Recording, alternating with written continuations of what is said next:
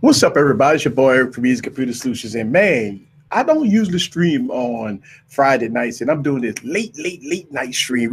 I've been having some fun on Team 100 stream. I was just on their stream, and I decided to take and bring some of the guys from Team 100 that they do their weekly stream. They do it 2 hours just like I do my Wine Wednesday.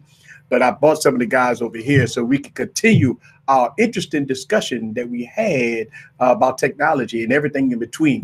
I got my man BG Tech Life is in the building. What's up with you, bro? Man, not much, man. Chilling, man. Just bullshit, talking a little tech, man. On a Friday night, you already know. That's what I'm saying. We could be anywhere else, but right here on YouTube, just having some fun. Then I got my man. He's also a Saints fan. My man, Forbes Tech Review in the building. What's up with you, man? Dude, just talking some shit with y'all, you know. Thank you for hanging out with us on Team 100 stream. You know, we just three guys talking shit. It's late night. Let's have some fun. Get y'all drinks ready. Yes, I'm drinking Coke, by the way, but you know, if you're not, drink some. I think Easy's drinking Crown. I know BG has the Hennessy on there. Let's just talk some tech and have some fun. Yep, and you know one of the things that I was thinking about, like when we was talking about other stuff there on Team 100, we was talking about all kinds of different things, man. And you know what? I want to touch on 2019 as we start the stream. We got 5G technology coming out, right? We got foldable displays coming out. We got all kinds of things coming out in 2019. Let's jump right into it. What y'all guys think about 5G? Because here's my problem. 4G haven't even impressed me. Now we coming out with 5G. What is it about 5G that they so excited about? They're building all this infrastructure. I mean, we're hearing T-Mobile and Sprint and AT&T, but they going all out. 5G. Then you got Qualcomm talking about they got the 5G chip going to be in every phone in 2019. Man, they couldn't even get 4G LTE right. I mean, I barely get 30 megs, and we talk about 5G. I feel like you right there. I mean, in my house right now on T-Mobile, on my V40, I was doing it while we were streaming. I got like maybe 50 download and 40 something upload. Like the companies not even have the 4G everywhere, and they already talking about spending money, probably millions and billions of dollars to upgrade to 5G for what though? Like, yeah, I'm with you on that. Like, if you're gonna bring out 4G LTE is still so location based. Imagine how location based 5G gonna be. It's gonna be like you gotta live in DC, New York, or LA to get that shit. Like, I'm not even with it. Like, let 5G work everywhere, all across the country first, and then bring out 5G. I mean, it's just, it's like pointless. You're right. A lot of people in rural areas are having issues that getting coverage. Like, you know, you got people in rural areas that don't, in the sticks, they can't even get 4G LTE, let alone they can even get phone calls. Now we're about to hit 5G technology. Now, I'm wondering, like Tech Valor just said in the comments, I'm wondering, obviously, going to be price hikes going up there because you know the carriers is going to charge you for 5G technology. So, man, we talk about price increases and all kinds of things. It's going to be crazy. That's another. The prices of the phones are already going up, and now you add in 5G to a phone too, and the carriers' prices are going up. It's just, I think it's just another way for them to grab some money from us. You know, scam life, and don't look. First of all, you already know, like, you know what I'm saying. They might carry you, but you know how they carry it. Verizon, they already was on the 5G wave, putting out that Motorola phone with the 5G attachment. So you already know it's like, okay, we got some new technology, capitalize. Yeah, you unlimited right now, but already people that's unlimited, but once you hit a certain amount of data, you still getting capped. You know what I'm saying? Yeah. You think they're gonna let you just rock with them 5G speeds unlimited all day, every day? Definitely, they not gonna do it. So I mean, that's just like a facade. I mean, honestly. Yeah, but but here's the thing that I'm worried about. The carrier should have more of a, okay, if you want 5G, here's a 5G plan. If you want 4G, here's a 4G plan. I think that if carriers do that, most people go probably opt for 4G. But 4G gonna be slow as shit. I think that's my thing. I think 5G is gonna be the one that's gonna capitalize on everything. I mean, you look, HSPA plus, remember that? HSPA plus and 3G.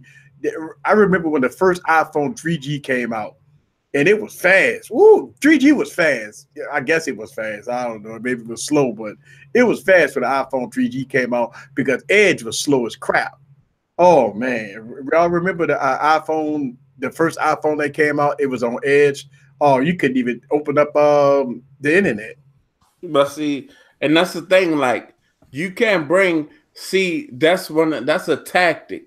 I call that a tactic. You bring 5G out and slow down 4G LTE. You know what I mean? I'm definitely not with that. Like, but that's what they'll do stuff like that. Just like Apple slowed the iPhone down when the battery wasn't, when at so many full charges, that Verizon, AT&T, these big companies, they'll do that. So I'm just like, I'm more so worried about 5G more so than I am excited about 5G. Well, when you talk about 5G, let's talk about what happened in 2018. I think, and I talk about this, I think 2018 was an off year. I think everybody just said effort they put out phones because 2019 is going to be the year where you're going to see some strong innovation coming with foldable displays. We already got LG talking about it. Huawei, well, Huawei is done, so we can't talk about Huawei. When you talk about Samsung and you talk about all these other companies talking about they're coming out for foldable displays. Now, I just feel that everything that we purchased in 2018 is no longer relevant. And like everything is all about 2019. I mean, you got CES coming out in 2 weeks. And then you got everything new, everything. I mean, the 845 is done. Like everything is about the 855. So the 845 is done. And the Qualcomm has already talked about the 855 and everything that it could do. You could do video, portrait mode videos. That's going to be pretty interesting. To blur out the background as you do videos. That's definitely going to be interesting to see, how they do it. I think they're going, 2019, honestly, I think foldable displays, it being a new technology, when it do drop, it's going to be so expensive that it's not going to be anything that the average consumer want. It's going to be just that freaking expensive. It'll be good for guys on YouTube that's trying to get some views. They can get the phone and they can really review it, or phone/tablet, what have you not. But as far as the average consumer, 2019, I think it's going to go just like last year. It's going to be, okay, you got the S10 coming out. That's going to hit you in the head with the new processor. And then everything else is going to try to, I ain't going to say keep up, because they're going to do their own thing, but it's going to be like, okay. Honestly, I thought 2018 was going to be the big year. 2019, I don't even want to say it's going to be a big year, because you had just like last year, you had the S9 come out with the A45, and then phones come out after it. And it's like they might have utilized the processor. That's a question for, a longer stream, but like if anything, everything in 2018 didn't, really, like LG phones, the Pixel, they really, they came out after Samsung, but they didn't really like just completely issue on Samsung. Like the S9 Plus, still a good phone. Note 8, possible phone of the year. So I'm just looking at it like that. Like, okay, so this year S10 gonna come out 855, and then everything gonna try to go at it, and it might not be successful. But you know what? As we talk about 2019, the reflection of 2018, I've seen some good stuff out here. We saw some transitions. We saw OnePlus get into the United States. Xiaomi is coming into the United States. We saw the downfall of Huawei. We saw a lot of different things that's happening. We saw some crazy stuff happening in 2018. But once we get into 2019, I mean, think about it. With the 845 processor with 6, 8, 10 gigs of RAM, OnePlus, what are we going to see in 2019? Are we going to see 12 gigs of RAM? Because we go see 10 gigs of RAM. OnePlus go do that. They already got. Isn't the OnePlus device already got 10 gigs of RAM in it already? The McLaren edition or whatever. So we're gonna see 10 gigs of RAM gonna be normal. I ain't gonna say normal, but we're gonna start seeing some of those devices. I mean, are we getting to the point where we put so much power in the phone that we can't even utilize all the resources in it? Like, you see Apple put the 812, the most powerful chip, beating every Android phone when it comes down to benchmark tests, but it doesn't do anything special. So we talked about that the last stream. We talked about, okay, Apple putting all this power in the phone, but it's running iOS. And I know Forbes, y'all two was going at it about it. But I agree to disagree about that, because I was looking at it like, okay, on benchmark tests and tests, iPhone smoking everything. But in real world use, is it really smoking everything when it comes down to real world use? Like if you could go do DeX and use the S Pen on the Note, with the 5 cameras on the V40. I mean, you need processing power for that. I mean, that's the whole thing you need. Like Google Pixel, well, I ain't gonna say Google Pixel because it's underpowered. It need more TLC, but but I mean, other than that, I mean, when we see some stuff in 2019, you're gonna see I think the spec war on the Android side gonna be crazy. Because I mean, you can't come out with a foldable phone without coming out with high specs, man. Yeah, they're gonna come out. They're gonna come out with high specs, high prices. Yeah. Well, but BT, think about it. Think about this. They have already tested the waters, and it was a success. But we now seeing some drawbacks with high-priced phones, because now we start to see Apple doing all kinds of the OEMs are doing discounts and all this stuff like that to try to get people to pay for this stuff. So the $1,500 to $2,000 price point is not working. We starting to see the flux going on right now that people ain't buying them phones, man. I mean, and that's true. Like, honestly, I'm gonna say this, right?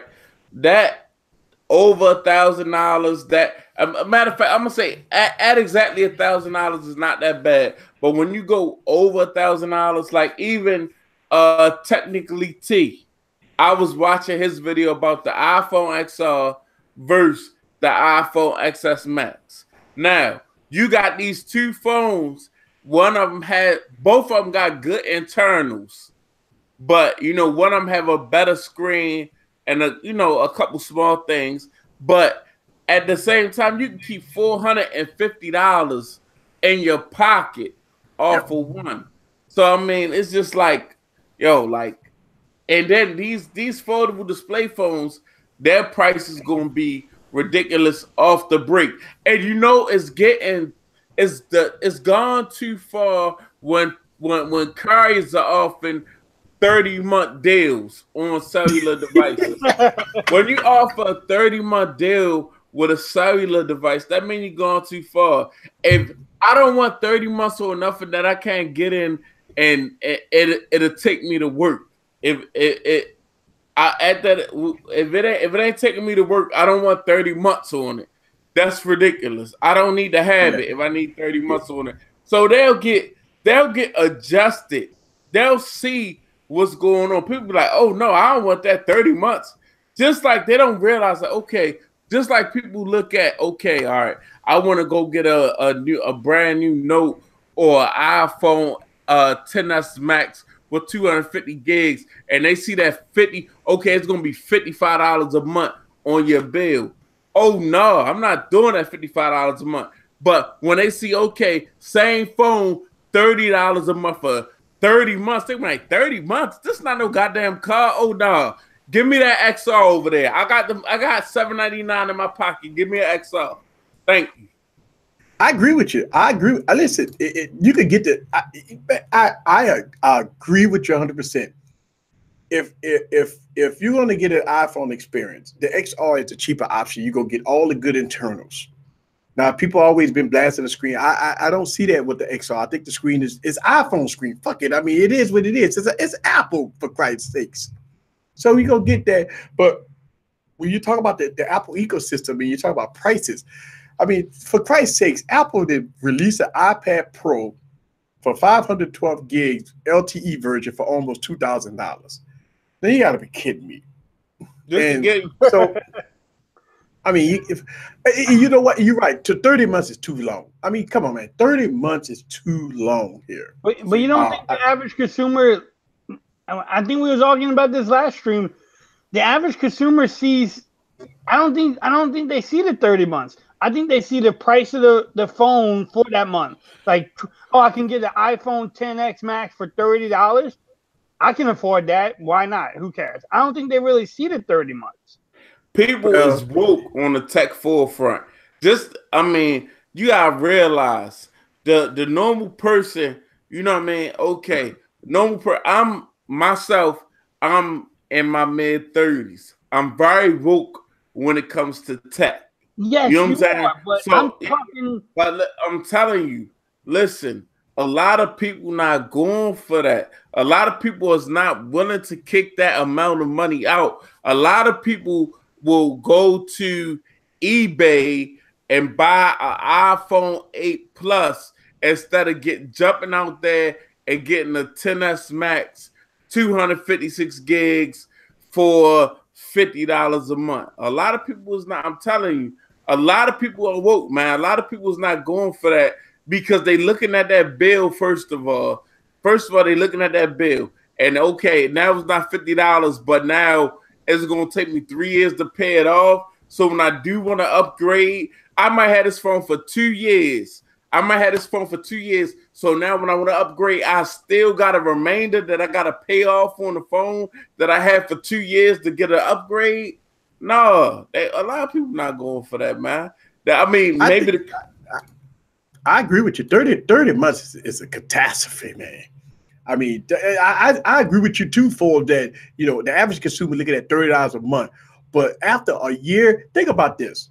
If you buy an iPhone, just say the 512 gig for $14.99 in December of 2018, that means you'd be like what, 2021 before you finish paying that phone off, and you be had 2 generations of iPhones that came out. And trust me, when the iPhone 11 come out, it's gonna be just people gonna be like going crazy over it, like, oh, I need to upgrade. And see what they gonna do is say, okay, that's fine.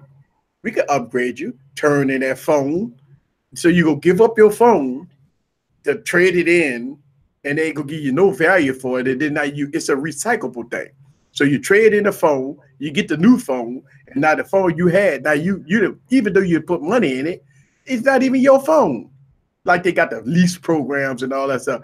Man, when I look at these lease programs, you don't own these phones. It's like if you crack it and you drop it and you say, okay, I don't even own the phone. Now I got to get it fixed before I return it. That's crazy. To us, right. Yes, it's crazy. But again, the average consumer, they can trade in their phone 1 year later and get the new iPhone. People are going to do it. I have friends hit me up now asking me which phone is better for the iPhone, either the XS Max or the XR. That's not the same plan, bro. Like what I'm trying. That's not the same plan. So that's a 2-year plan. So a 3-year plan, you a year in on the phone. I'm a year in on the phone, and I'm trying to get another phone. I'm going to need a substantial amount of money and to get a carrier my phone to get another phone. Yeah. You gotta figure, you know what I'm saying? That's a 3-year plan. If I try to upgrade a year out from me getting the phone on the device payment plan, I'm gonna have to at least get him a year worth of those payments, which is about, let's say, $30 to $24 a month. 24 times 12. Let's just round it up to a good damn near $300 and my phone for the other year. And that's if your phone worth that. And that's if your phone in perfect condition. Like nobody don't want to at a year or better than a year or going on 2 years. Nobody wants to go back to that carrier and try to upgrade with all these goddamn questions and all this money need to be coming up out their pocket, plus the taxes for the new phone. But now we start to see people that's getting $300 phone bills because, I mean, just say if your phone bill was $230 or $240 and you just added an iPhone XS Max, 256 gigs for $50 a month. Now your phone bill is in the threes. Well, that's a lot of money.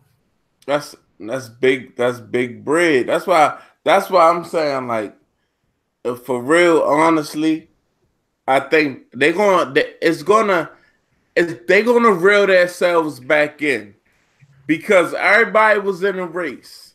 You know what I'm saying? Honestly, Samsung set the tone with the Note, and then the iPhone, and you know what I mean. But a lot of people, what they gotta realize, a lot of people are still in the iPhone X. Like, why? Like, honestly, you put yourself in a position, Apple put themselves in a position, they came out with a phone, the XR, and that's cool. And a lot of us YouTubers got it. And I'm not knocking the XR. It's a niche phone. It's a cool phone to go and get. It comes in a lot of colors. It's a cool younger generation phone. I compared the XR to Lil Baby and Amigos. It wears skinny jeans. It's colorful. It's for the younger generation. The XS Max is like Jay-Z. It's a boss. It come to business meetings. It don't wear skinny jeans. But at the same time, now you got the iPhone X over on eBay. It's $589. It's about $600 or a little bit less than $600 for a phone with the same with a better display than the iPhone XR. Okay, the chipset may be a little different, but still very powerful. I mean, like, you just, for real, you just digging yourself a hole to have people going back to last year's phone. You see what I'm saying? I agree. And you know what? Here's the thing. People got to be smart about it. But they got a lot of people that do this, though. They love that wait till next year. And a lot of people go buy iPhone Maxes from last year, from 2018 and 2019, because it's going to be dirt cheap. Because, I mean, you're going to see $400, $500 decreases on them. And just like Samsung, you could get a Galaxy S8. Galaxy S8. Remember that phone used to be almost, what, $800, $900? You get that phone for cheap, $400. Not even with that, you can see the Galaxy S9. And when the Galaxy S10 come out, the Galaxy S9 going to be cheap, $400. So what people do is smart. They go buy Galaxy S9s for $400 and let everybody else buy that Galaxy S10 for $1,000. Well, I got the latest and greatest. Yeah, but I just saved $500. Same thing. I believe that OnePlus set the tone. OnePlus set the tone. They in the United States now. So it's no more bullshit. No more bullshit because they're in the United States now. So here's the thing. If you go to drop a phone with an 855 or 845 or however they drop it, you got to be better than OnePlus. That's the whole thing. Before you charge $1,000 for the phone, you have to be better than OnePlus. Now here's the challenge to OnePlus. OnePlus come out with a phone with the 855, 10 gigs of RAM. You know they go do it. Fingerprint scanner, wireless charging, front-facing speakers, all the bells and whistles for $550 to $600. Then that's a game changer. Because now, even at a $600 price point, that's still going to be $500, $400 cheaper than most flagships. So if OnePlus can come out with a OnePlus 7, 855 wireless charger, all the bells and whistles, 8, 10, 20 gigs of RAM in it, with Android 9, popping, rolling with a beautiful display, decent cameras at a $600 price point, that goes set the stage that if you go charge $1,100 for a phone, you better be better than OnePlus. Or you better be something, you better bring something to the table better than OnePlus. And that right now, OnePlus to me is a phone to beat. I don't give a shit if a lot of people get pissed off that OnePlus raised the price. It's still under $1,000. I don't care if OnePlus go to $600 on their phone. It's still cheaper than $1,000 because everybody else gonna be $1,000. Listen, look at the V40. V40 price is coming down. You know why? They came out at a $900 price point, and people then say, you know what? We ain't doing it. You know, so if OnePlus, they in the United States now, that's the key factor. So it's no more excuses that we got to audit online and all that bullshit. Now it's not in the United States. That means that it's a key factor. If OnePlus can be under $600 price point at 855, 10 gigs of RAM, 128 gigs of storage, wireless charging, front-facing speakers, decent cameras, fingerprint scanner underneath the glass, boom, that's gonna be the phone to beat.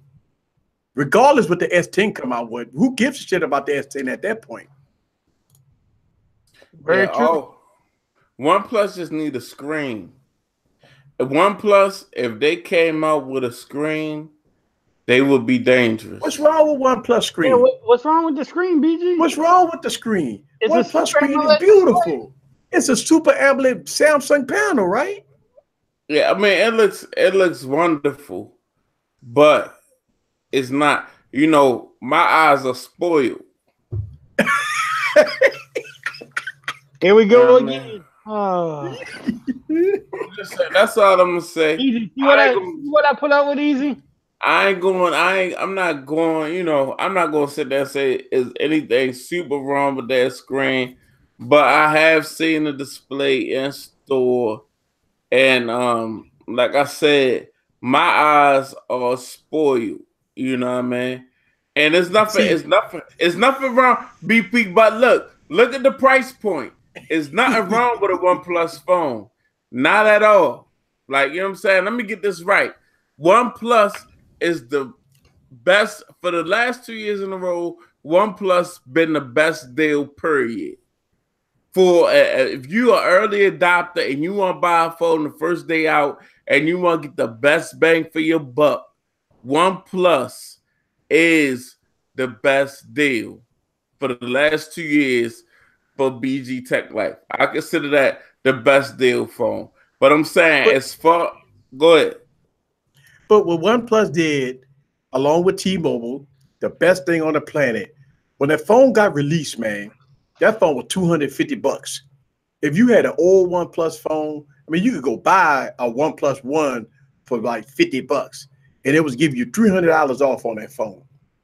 That was some serious shit going on with OnePlus. That was the phone deal of the year. For $250, you was getting the OnePlus 6T with all the bells and whistles, and nobody was even coming close to it.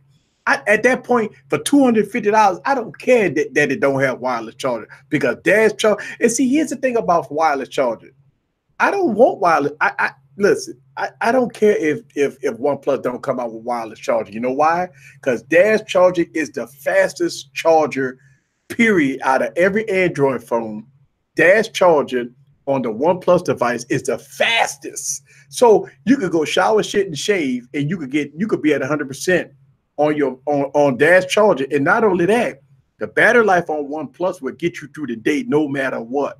So if you got good battery life, fast charging, I see the sense in OnePlus. Why put wireless charging in the phone when we already got the best in the game? You see what I'm saying? So yeah, I understand what you're saying, but don't combat the gimmicks. Get the people the gimmicks. Wireless charging.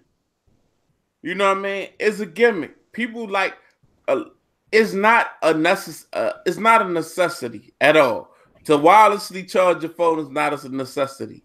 But it's been introduced heavy enough, especially with the iPhones now having fast charging and all these fast charging docks out here.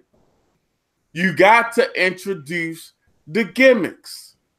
You can't just sell it for. You can't say, okay, we doing dash charging, so y'all shouldn't even be worried about fast charging. People love gimmicks.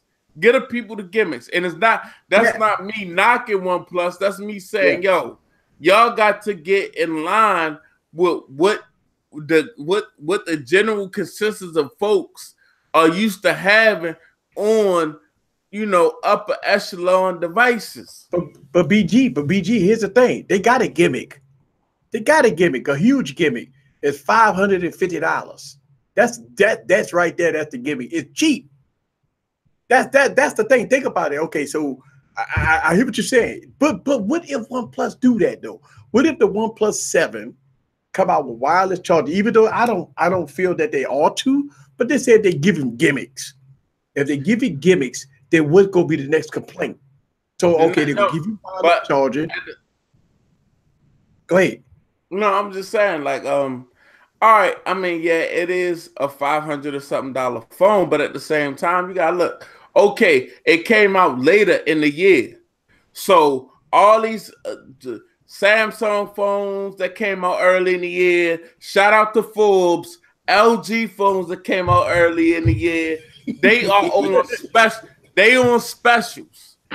So I even looked at a Verizon. If you bought around Black Friday, if you bought a Verizon S9, guess how much it was? $319.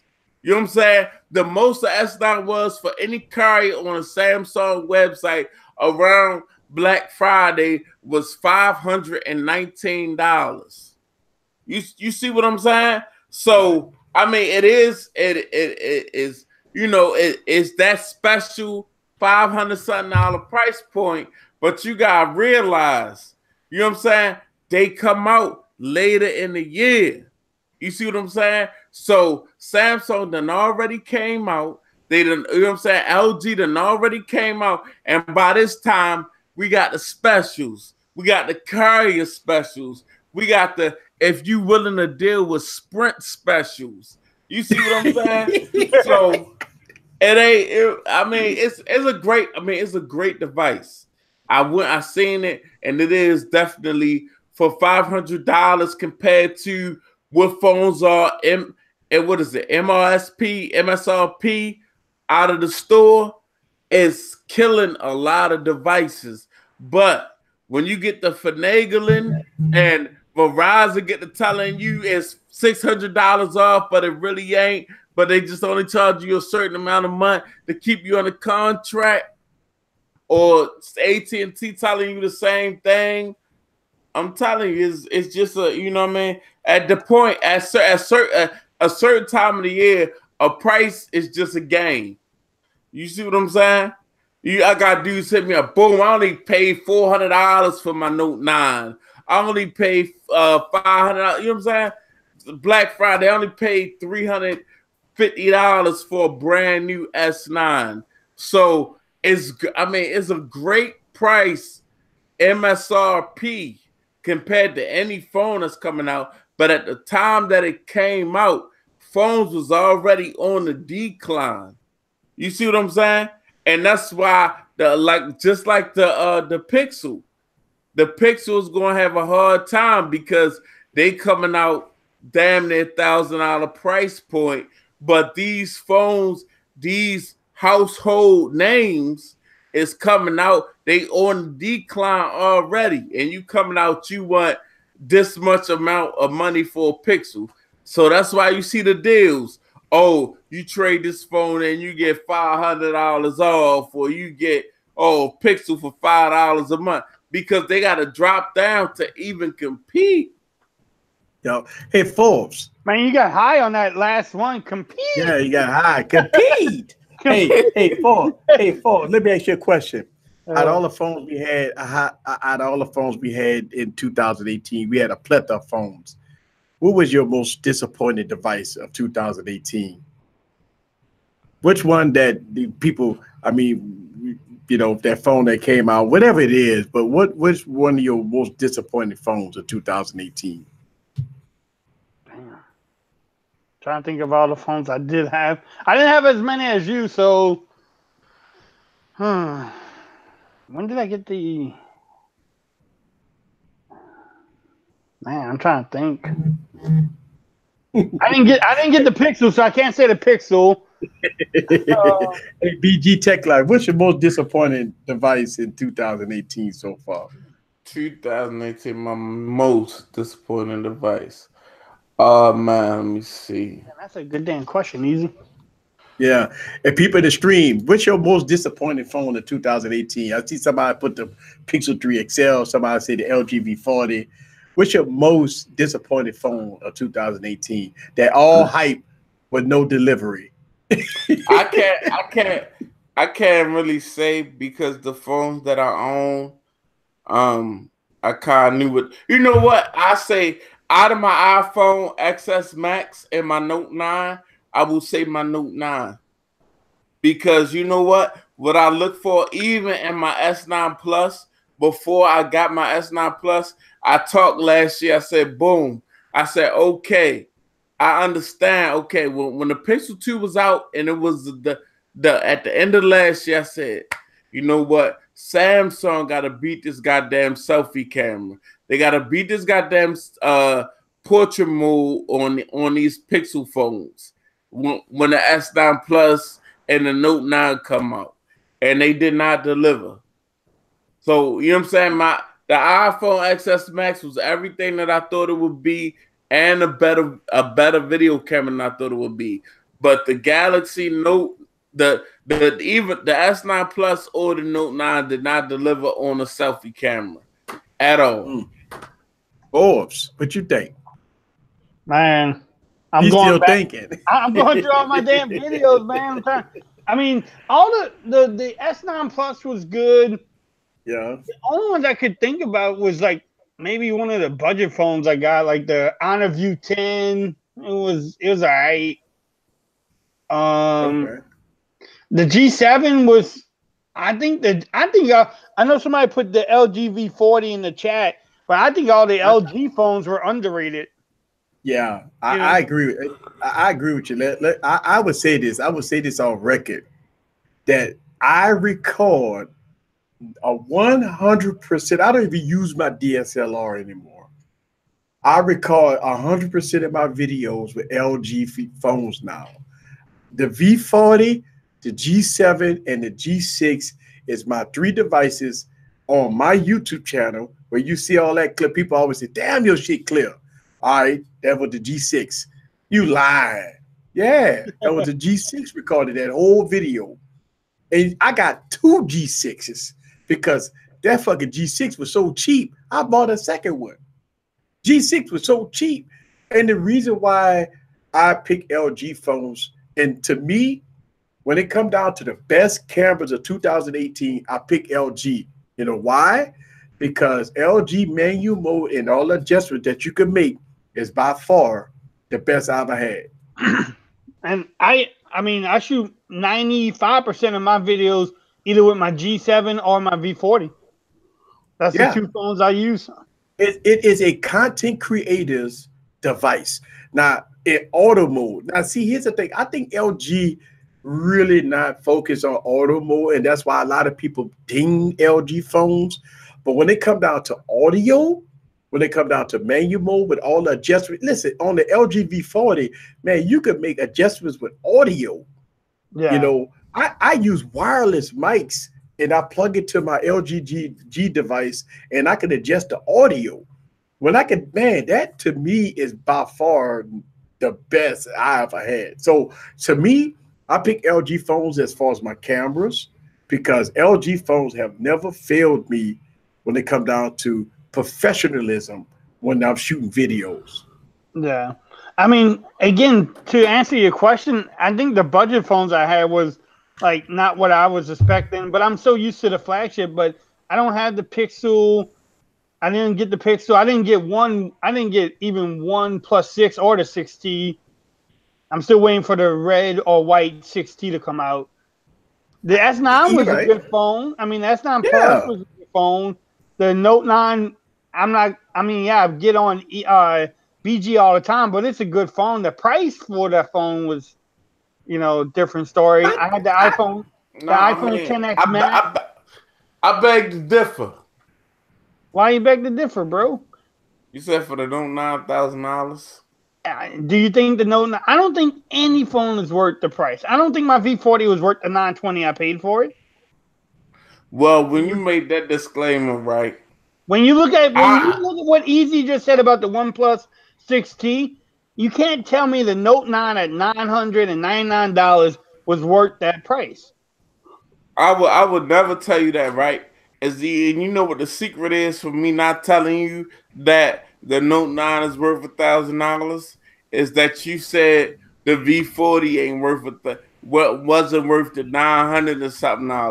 Now, compared to the phone market that's going on right now, of course I would have been like, okay, compared to this phone, compared to that phone, I see why it's $1,000. But I mean, honestly, it's not worth $1,000. Just like you said, the V40, it wasn't worth what you spent on it. Everything needs to, we need to come back into reality with these phone prices. Well, and that's the case. My worst disappointing phone is a Pixel. Ain't no way a Pixel 3 XL need to be $1,000. No, listen, a Pixel 3 XL $499. A Pixel, $299. You got to be kidding me. You got to be kidding me. And you know what? I think that's the one reason I never got the Pixel 3 XL is because of the price. I knew the OnePlus 6T was coming out. Why would I want to spend $900 on a Pixel 3 XL when I knew the 6T was coming out? And it's basically the same phone almost. I mean, except for the camera. I mean, well, at least what I see online. I know you hate the cameras on the Pixel 3. Well, here's the thing about the cameras. See, the problem is with me, I didn't pick the cameras apart.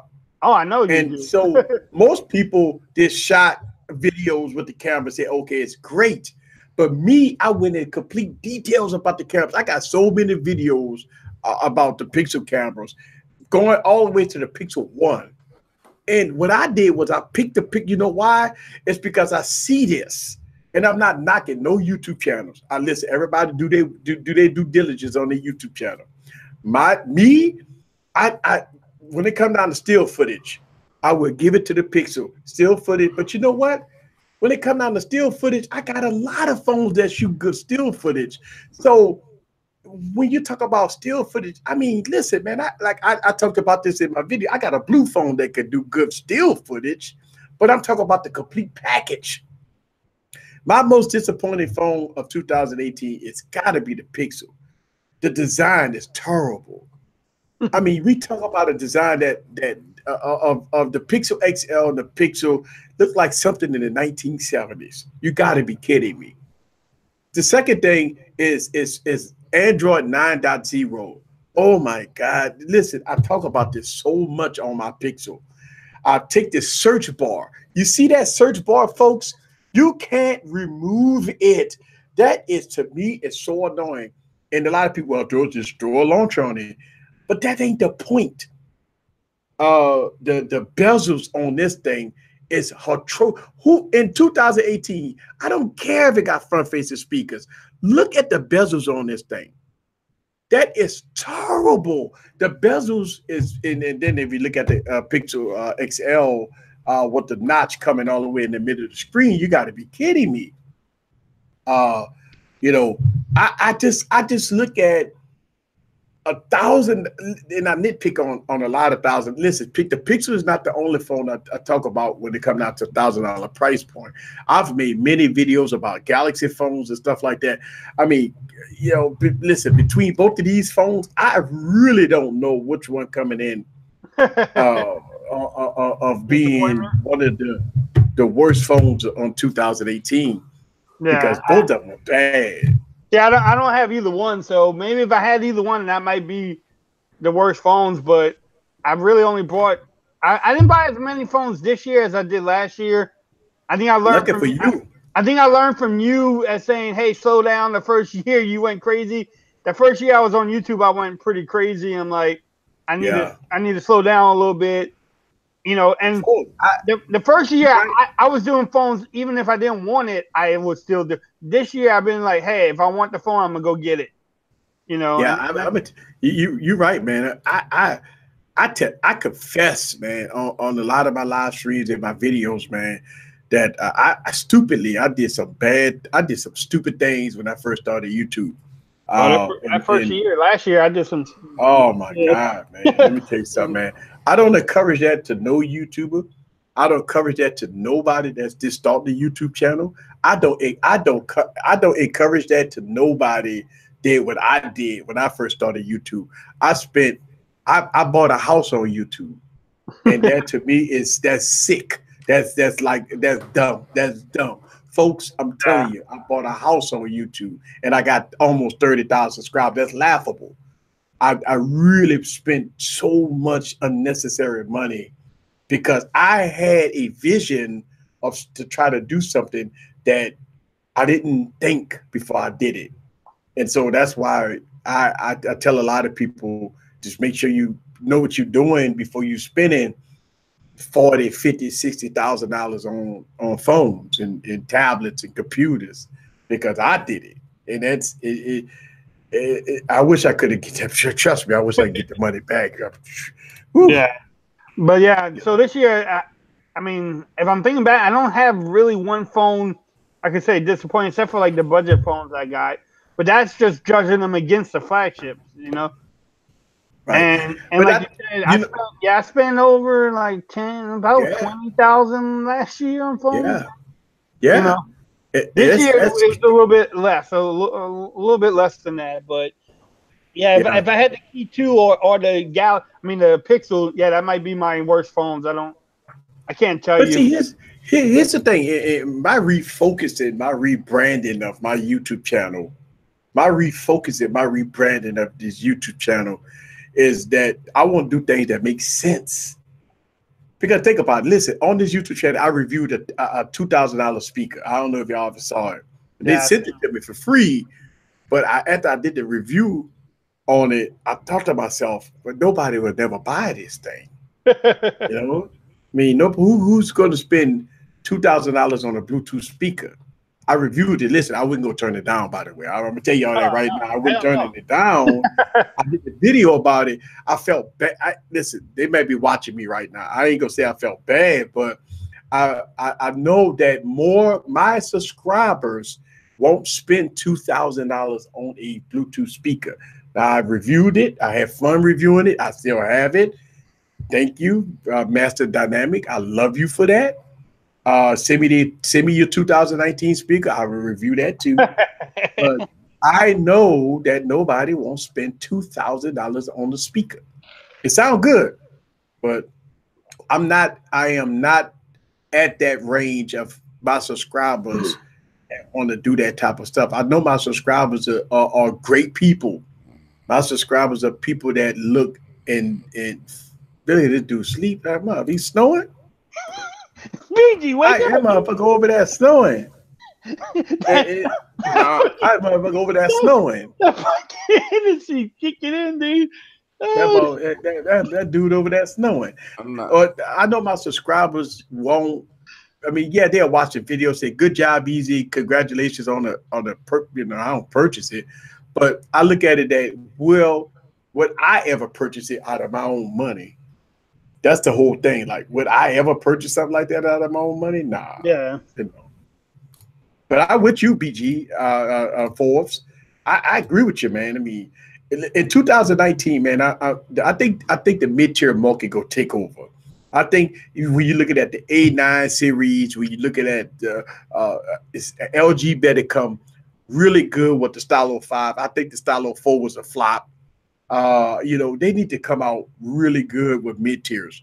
Motorola, I'm gonna keep my eyes on Motorola because Motorola, they always come out with their play devices that mid 400. They gonna come out with the E series and the Moto G's. Moto G's is the one, man. They go beat $300. My G6 was pretty good. You know? Yeah, G6 is great. BG, what you think? You think? I think really honestly, like I've been looking at some, what is it, the A series from Samsung. That's looking good. I'm thinking OnePlus though. OnePlus is gonna do big things in the US if they keep moving in the direction that they're moving. And also I'm not a guy that's against buying the old flagship.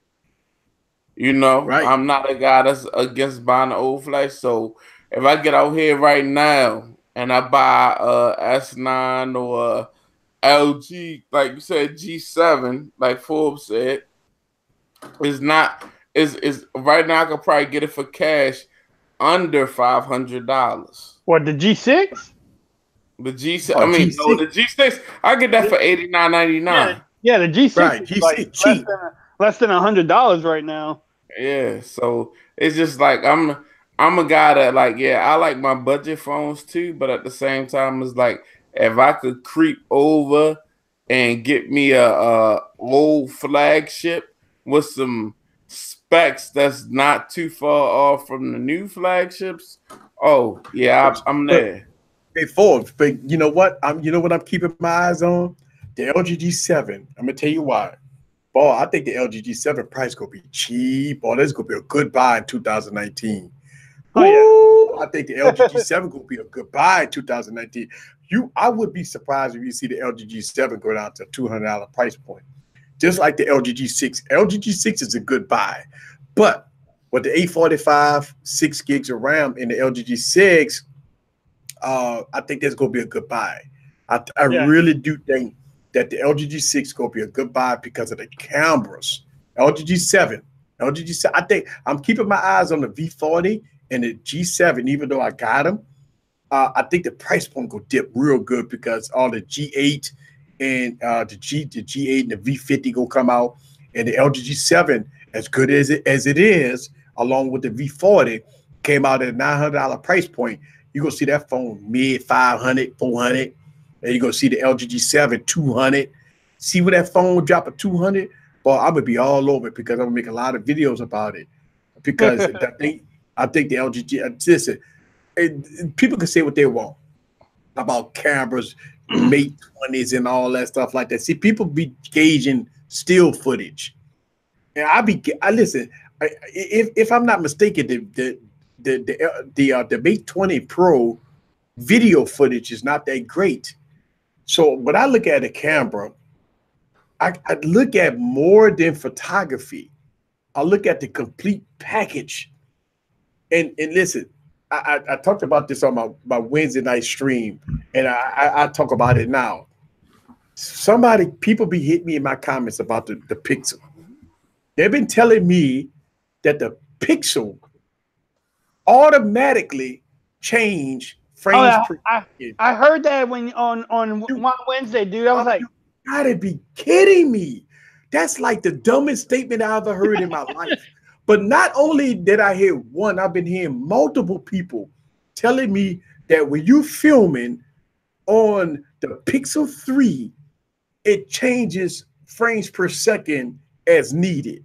Now, when I put the footage on my Adobe Premiere Pro, it says 30 frames per second. So I don't understand where these people getting these links from. They still be hitting me with links and all kinds of stuff. They say, well, easy. You don't know what you're talking about. When you're recording on the Pixel 3 at 1080p 30 frames per second, the frames per second will change automatically up and down with Google phone see footage that it need to be at 60 frames per second. I never heard, BG, have you ever heard of a phone change to 60 frames per second? Have you ever heard of something DSLR do that? I ain't never heard it. I haven't heard of camera DSLR. I ain't never heard of DSLR do that. I never heard of that myself. And like, how is that going to work out on platforms like YouTube, where your content that you present and you upload, the frames is changing? So what is the video? So what is going to generalize? Like if I upload a 1080p 60 frames per second, is it going to just, say, okay, it's some funny stuff going on here, I'm just going to do 1080? So I've been talking about it on my YouTube channel, and a lot of people been hitting me in the comments, been telling me, "Easy, you got it wrong. The Google Pixel does shoot at 1080p 60 frames per second. It changes by itself." Listen, man, let me tell you something. And I've been trying my best to do what I can to try to see if I'm wrong. Because, when you have multiple people tell you that you're wrong, my quest is to try to see if I'm wrong. And for the life of me, when I film, I put it on the Adobe Premiere Pro. It does not recognize 60 frames per second. It only recognizes 30. So I'm saying to myself, I can't see it on the phone. It's not showing me on the phone. How could you prove that it's 60 frames per second when even when you put it on a professional editing program, it's saying 30 frames per second? But people have been telling me that the Google Pixel 3 is shooting at 60 frames per second. Google does it automatically. Dude, they smoking crack. Easy. I mean, like you said, there's not that red oxygen camera that people use. I don't think even. I have never heard somebody say the camera switches FPS by whatever you shoot. What? How do you reply to that comment? Like, are you crazy? I replied to the comment. I asked for links. Show me proof. Show me that I'm wrong. And listen, if I'm wrong, I will come back and say, okay, look, folks, for some strange reason, Google the only phone on the planet that changes FPS. I have never heard of that. And I ain't never heard of that either. That must be like some new technology and hardware that sync perfectly to change and not change quality at the drop of a dime. I've never heard of that. And so one of the questions is, do you guys ever get Xiaomi phones? I have never reviewed a Xiaomi phone. I always tempting to buy Xiaomi phones internationally.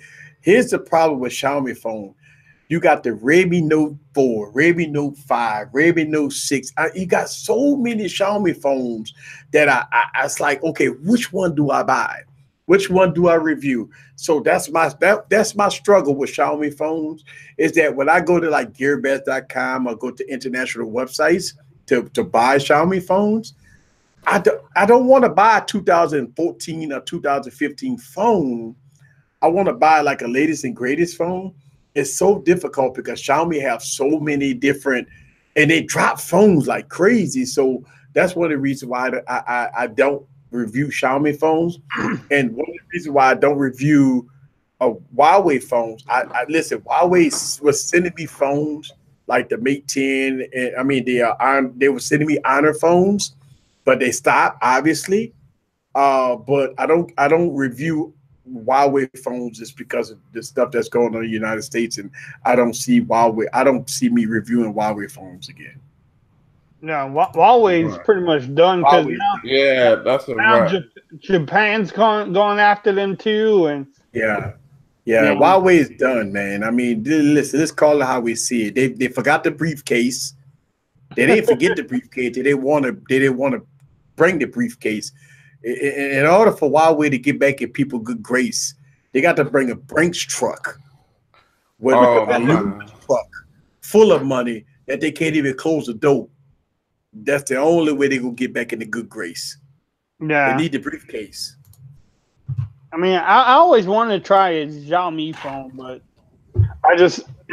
I'm always iffy about the speed down here. Yeah, the bands I'm gonna get here in Texas, Well, but Xiaomi phones, here's the thing about Xiaomi phones. You will start seeing Xiaomi phones on this YouTube channel because now they just had an event. Don't they have an event coming up in the United States? So Xiaomi phones are coming to the United States for what I've heard. So I know that's coming up because I got an invite or something to that. Right. I got an invite too. And I mean, like, I got an invite for like next week or something, or this week. So I don't know. I got an invite and I didn't go. So, but look, here's the thing. We struggle with this, Forbes, and I do. The reason why I don't review a lot of international phones It's because since I'm in the United States, some of the bands don't work. So some of the phones I've got, like Cobalt phones and all that, yeah, they global, but they only work on HSPA plus. So they're not 4G LTE phones. I got a lot of international phones that I've made videos about, and I talk about this in my videos. I say, listen, even the Honor 10, I believe I talked about on my YouTube channel. I say, listen, this phone only run on HSPA plus. Well, that's a no-go in the United States. Nobody in the United States will buy that phone because it does not run 4G LTE, especially now we get into 5G. Nobody will buy that phone. So it's very difficult for United States tech reviewers, even though I have international people that watch my YouTube channel, it's very difficult for us to review phone that's not supported by U.S. carriers. I can get a phone there, but it's going to be slow. Opening up apps going to be slow because it's running on HSPA plus. It's going to be running on Edge. It's not going to have the band support. It's not going to have this. It's not going to have that.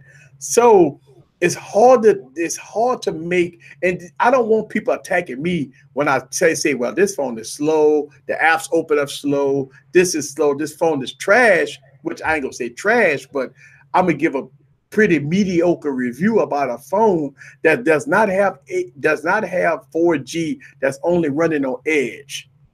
And that is a lot of issues with some of the phones. That's why I have problems buying $800 phones that don't run 4G LTE. That's crazy. That's the same thing here. That's why I haven't picked that one. I'm gonna try in 2019 maybe to give me one. Cause I'm best of both worlds or worst of both worlds, Verizon and AT&T. Yeah, look, y'all talk among yourselves. I got to go to the men's room. BG, so what's up, BG? I gotta wake BG up. Yo, it's your motherfucking Hey, we taking over Easy Computer Solutions has let the motherfucking virus that you call BG Tech Life on his channel. And me, myself, I'm just here talking about tech. Ha, ha, ha, ha. What's going on? Can we get some emojis in the chat? It's 20 people watching. I want to see 20 emojis in the chat. Why you said BG time to sleep? Yeah, BG's about to fall out on us. Really? Yeah, I'm trying. Yeah, man. You know me. Guys. I'm a hardworking guy during the week. So, you know what I mean? Hey, YS is in the building.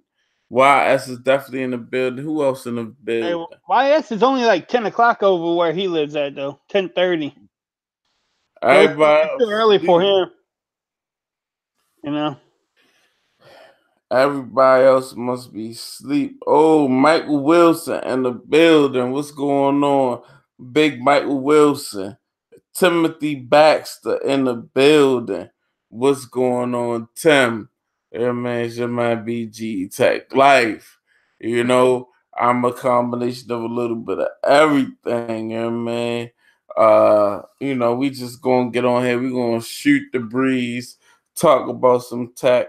But yo, if you here, keep dropping them emojis.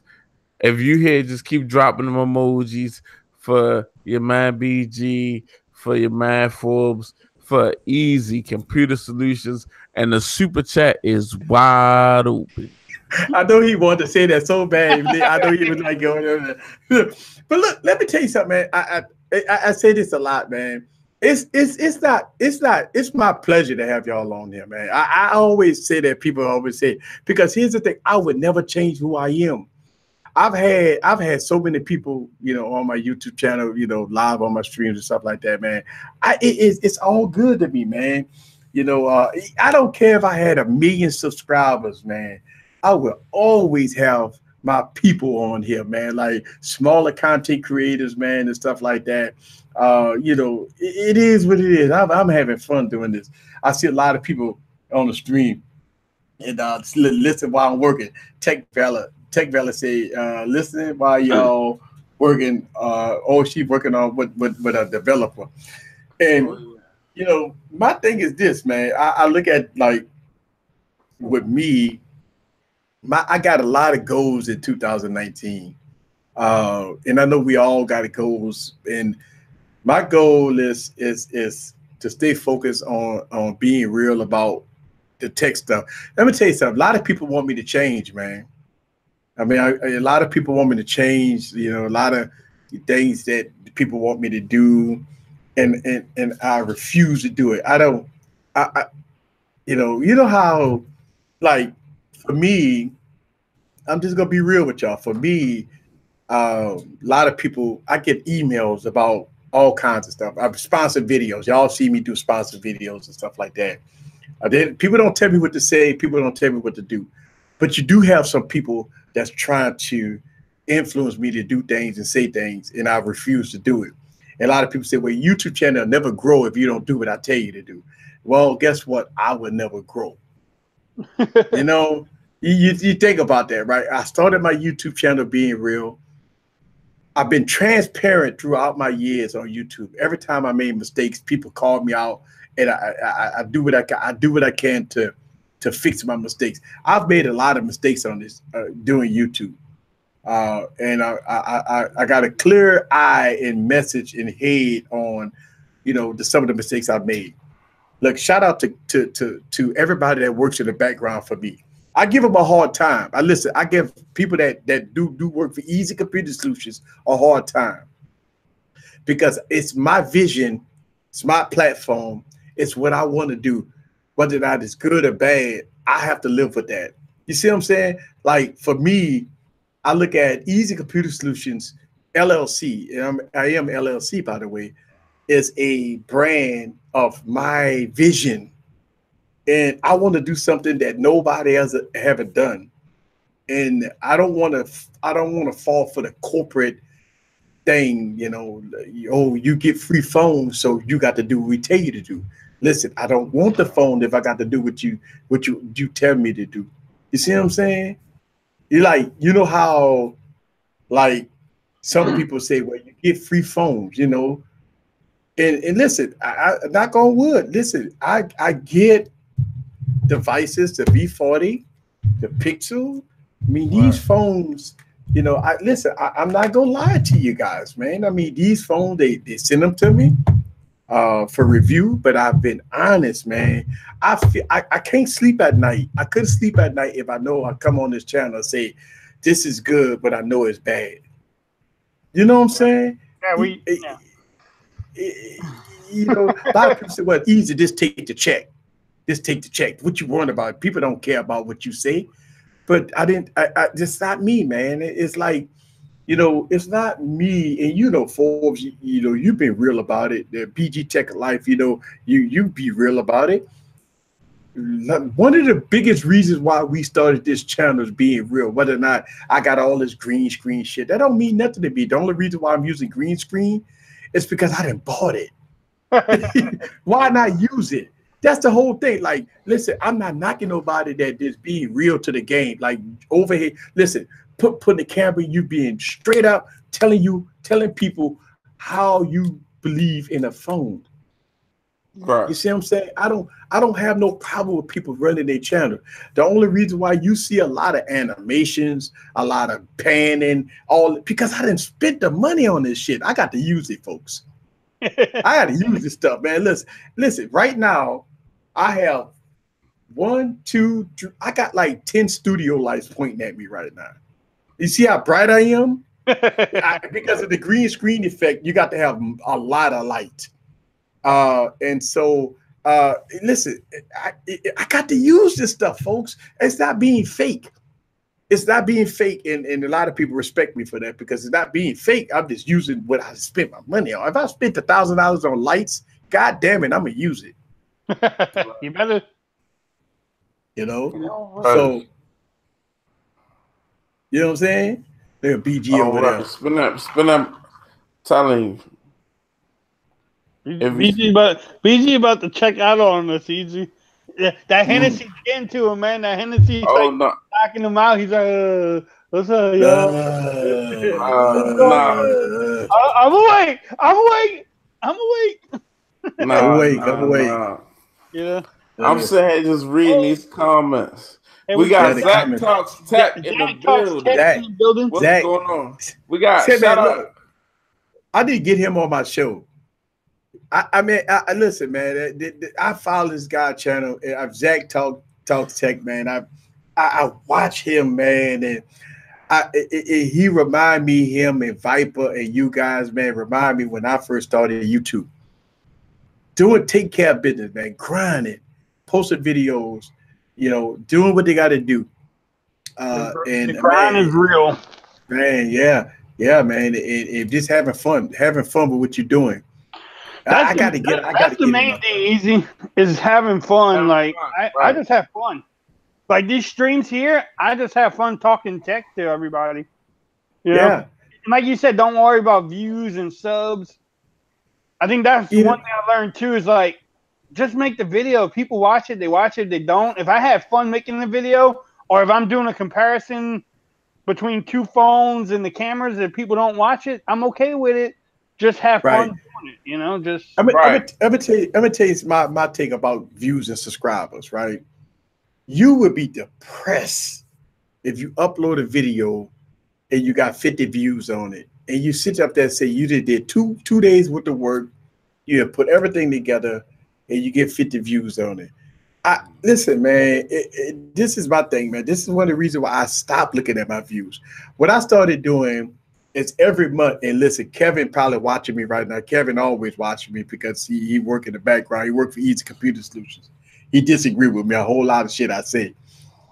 I look at it like this. Every month I look at my views. I look at my subscribers. I look at my battles and my losses. And I look at, okay, what's the next level? What do I need to do to get better? If I look at it every day, it's depressing. I might not make a video. There go Kevin. Shout out to Kevin. See, I know Kevin is in the building. Obviously, Kevin is in the building.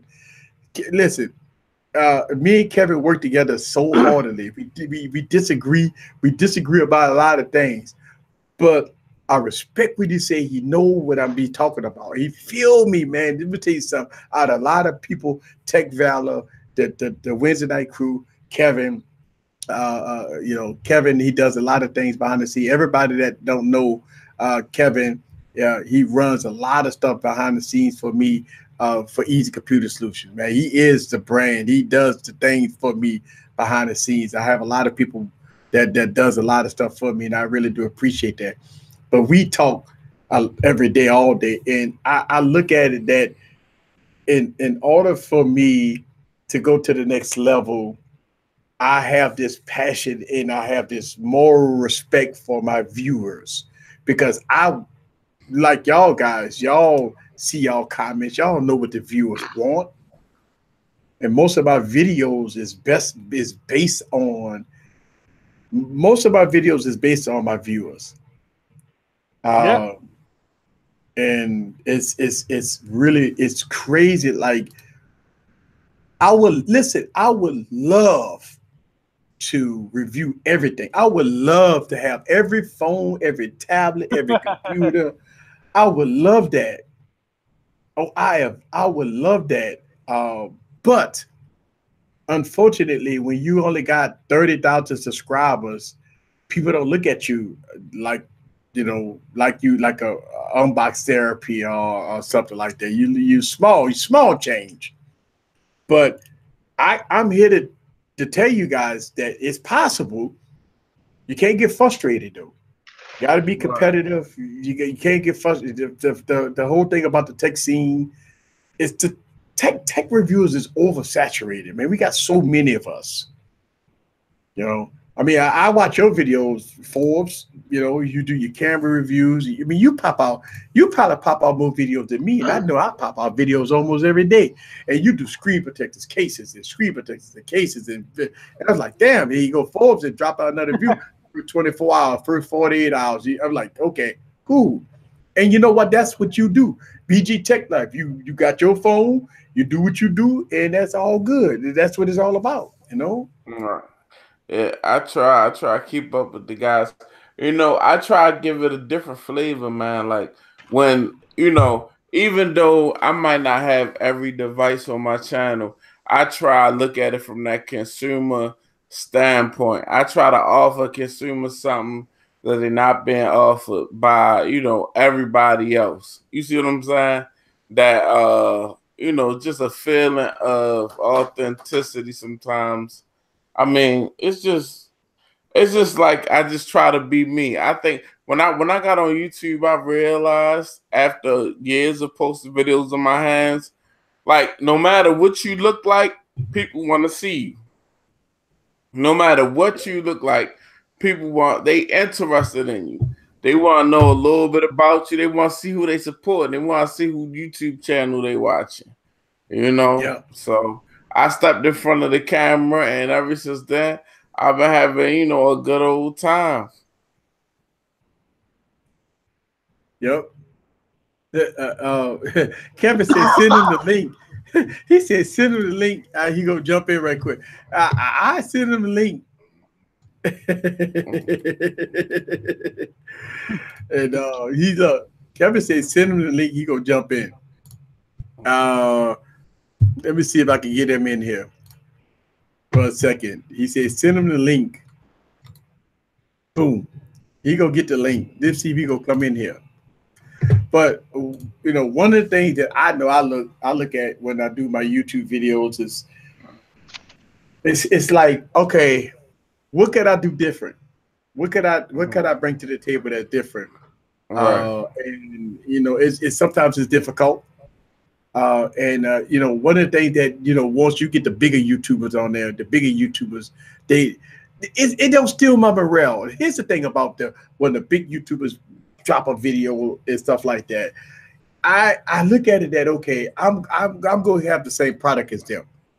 So what could I do that's different? You know, like Forbes, you Right. listen to how many V40 videos have we saw before we got the phone? Oh, a bunch. Right. But what are we doing? We dropping videos about the V40, right? I mean, I'm dropping videos about the V. You dropping videos about the V40. You dropped a video about the Rebel 2. I'm Right? watching the stream. Look, there it is. Right. You dropped a video about the Rebel 2. And you know what? I didn't think about the Rebel 2. And that's the difference, man. We would make videos about devices that the bigger boys ain't even gonna touch, but we gonna mess with it. You know, blue phone. Ain't no, you don't see no big YouTuber talk about blue phone. That ain't in their repertoire. You know, Right. that ain't what they do. The only one that does a video, the only one that does a video on a blue phone, and he did one the other day is Floss. Floss just did that new one, the new blue. Yeah. Right. I mean, for $99, it was Right. looking. I ain't even going live for $99. I was like, man, Hey, I'm about to just go ahead and Amazon Prime that joint. It's in my cart on Amazon, but it went up to $129 now. But the price went up. I just haven't hit the blue phone. The blue phones are they something else, but they look great. Horrible. I agree with you, man. But the blue X4, those phones, the iPhone looking phones with that silver back, they look good. But when you turn it around and you see that blue on the back, that insignia on the back, that's the thing that cringe. Now, if Blue take that insignia and take that away and maybe do something else with that, because when the phone look good and it's running like a 600 series processor, maybe an MT processor, I don't know. But one of their phones got 6 gigs of RAM in it. So the phone got like 6 gigs of RAM. It got a nice processor. It looks good. But as soon as you turn to the back of the phone and you see blue on it, yeah, man. When you see blue on it, yeah, it's not good. And I don't know if blue have a community. That's the whole thing. I see blue phones and I make videos about blue phones, but blue doesn't have a community. Not like Motorola. Not like you know, Essential. The Essential community is nice. Cause I get a lot of views when I make a Essential phone. Oh man, they community on point. Yeah. You know, but I mean, I don't think they got a community. Hey, Michael Wilson said, "Isn't Blue spying on us?" Man, Google spying on us. So Yeah, everybody's Everybody's spying on spying us, on us. man. You got Alexa, you got your Google Home Mini that you got on Black Friday for $29.99, all that. they But all spying on us. I'm gonna have Facebook. to I'm gonna have to jump off here, guys, because it's getting kind of late and I'm past my curfew. And as Easy will put it, the Oracle is gonna be like, yo, you supposed to be done at 12 o'clock. You supposed to be upstairs at 12 o'clock or at 12:05, enough to pack the bag and bring it upstairs. But I really appreciate, man.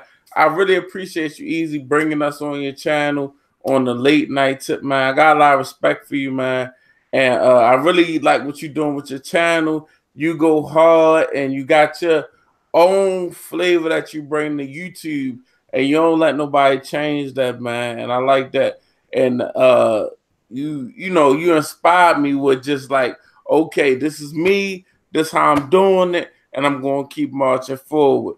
Forbes, you inspired me because you know, I got inspired. even though a phone is a piece of shit, you still like, okay, yeah, this the phone I'm stick with. I'm gonna always go with the underdog. I'm a Saints fan, yada yada yada. I'm sticking with it. Look at I'm that, BG. watching. Look at that, Look, BG. look, I see. I already Hey, see. I hey, see. tell Look, the field goal look. kicker to make an extra point and make y'all might win the game.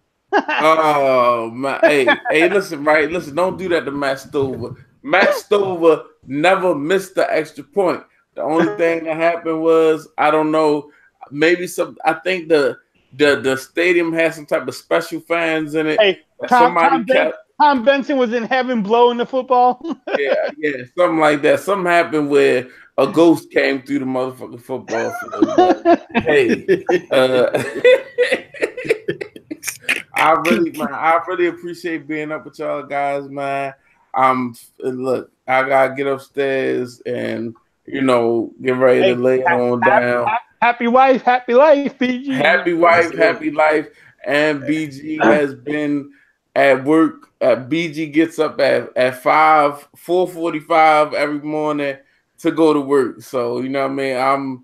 I'm taxed, but I'm loving it though, man. I be loving it coming on here, just chopping it up with guys that love tech like myself.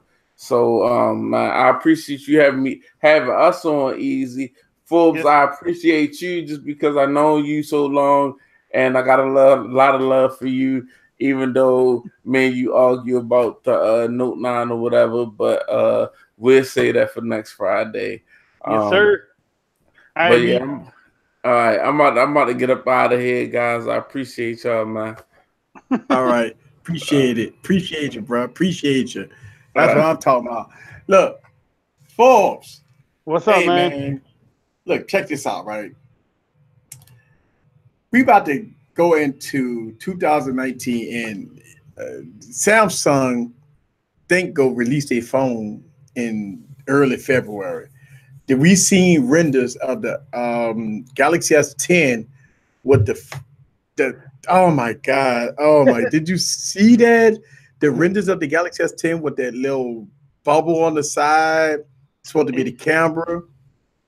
I talked about it on Wine Wednesday. I said that's that. I don't know about that, man. That thing look horrendous, man. BG, Eric, Easy. People in a Telegram group me. They like, I'd rather take that than the notch, and I'm like, isn't that the same damn thing? I don't. The notch is just not connected to the bezel. They still have a bezel on the bottom and top, and then you have this pinhole. You have like this pill thing on the top right. Oh my god, that thing looked terrible. I mean, I can't say it's worse than a notch because the notch is a notch, and I'm kind of used to notches now. But you can't tell me that is better than a notch. I mean, it's a hole in your display, and I don't. I was looking at that like, oh man, I got to share this with people. People, look at this. Oh my I don't God, know how I don't know how people are saying that's better than the notch. Because all you gotta that really do is on the one on the right hand side is just make a little black board, touch the bezel, and you have a notch. the new Samsung S10 and S10 Plus renders looks absolutely gorgeous. I can Oh my God, I don't agree with that. Look at that, man. I mean, oh my God, I don't know, man. I don't. I don't know. and then Believe that. they want to talk crap about LG having 3 cameras on the back, and they have 3 cameras on the back too.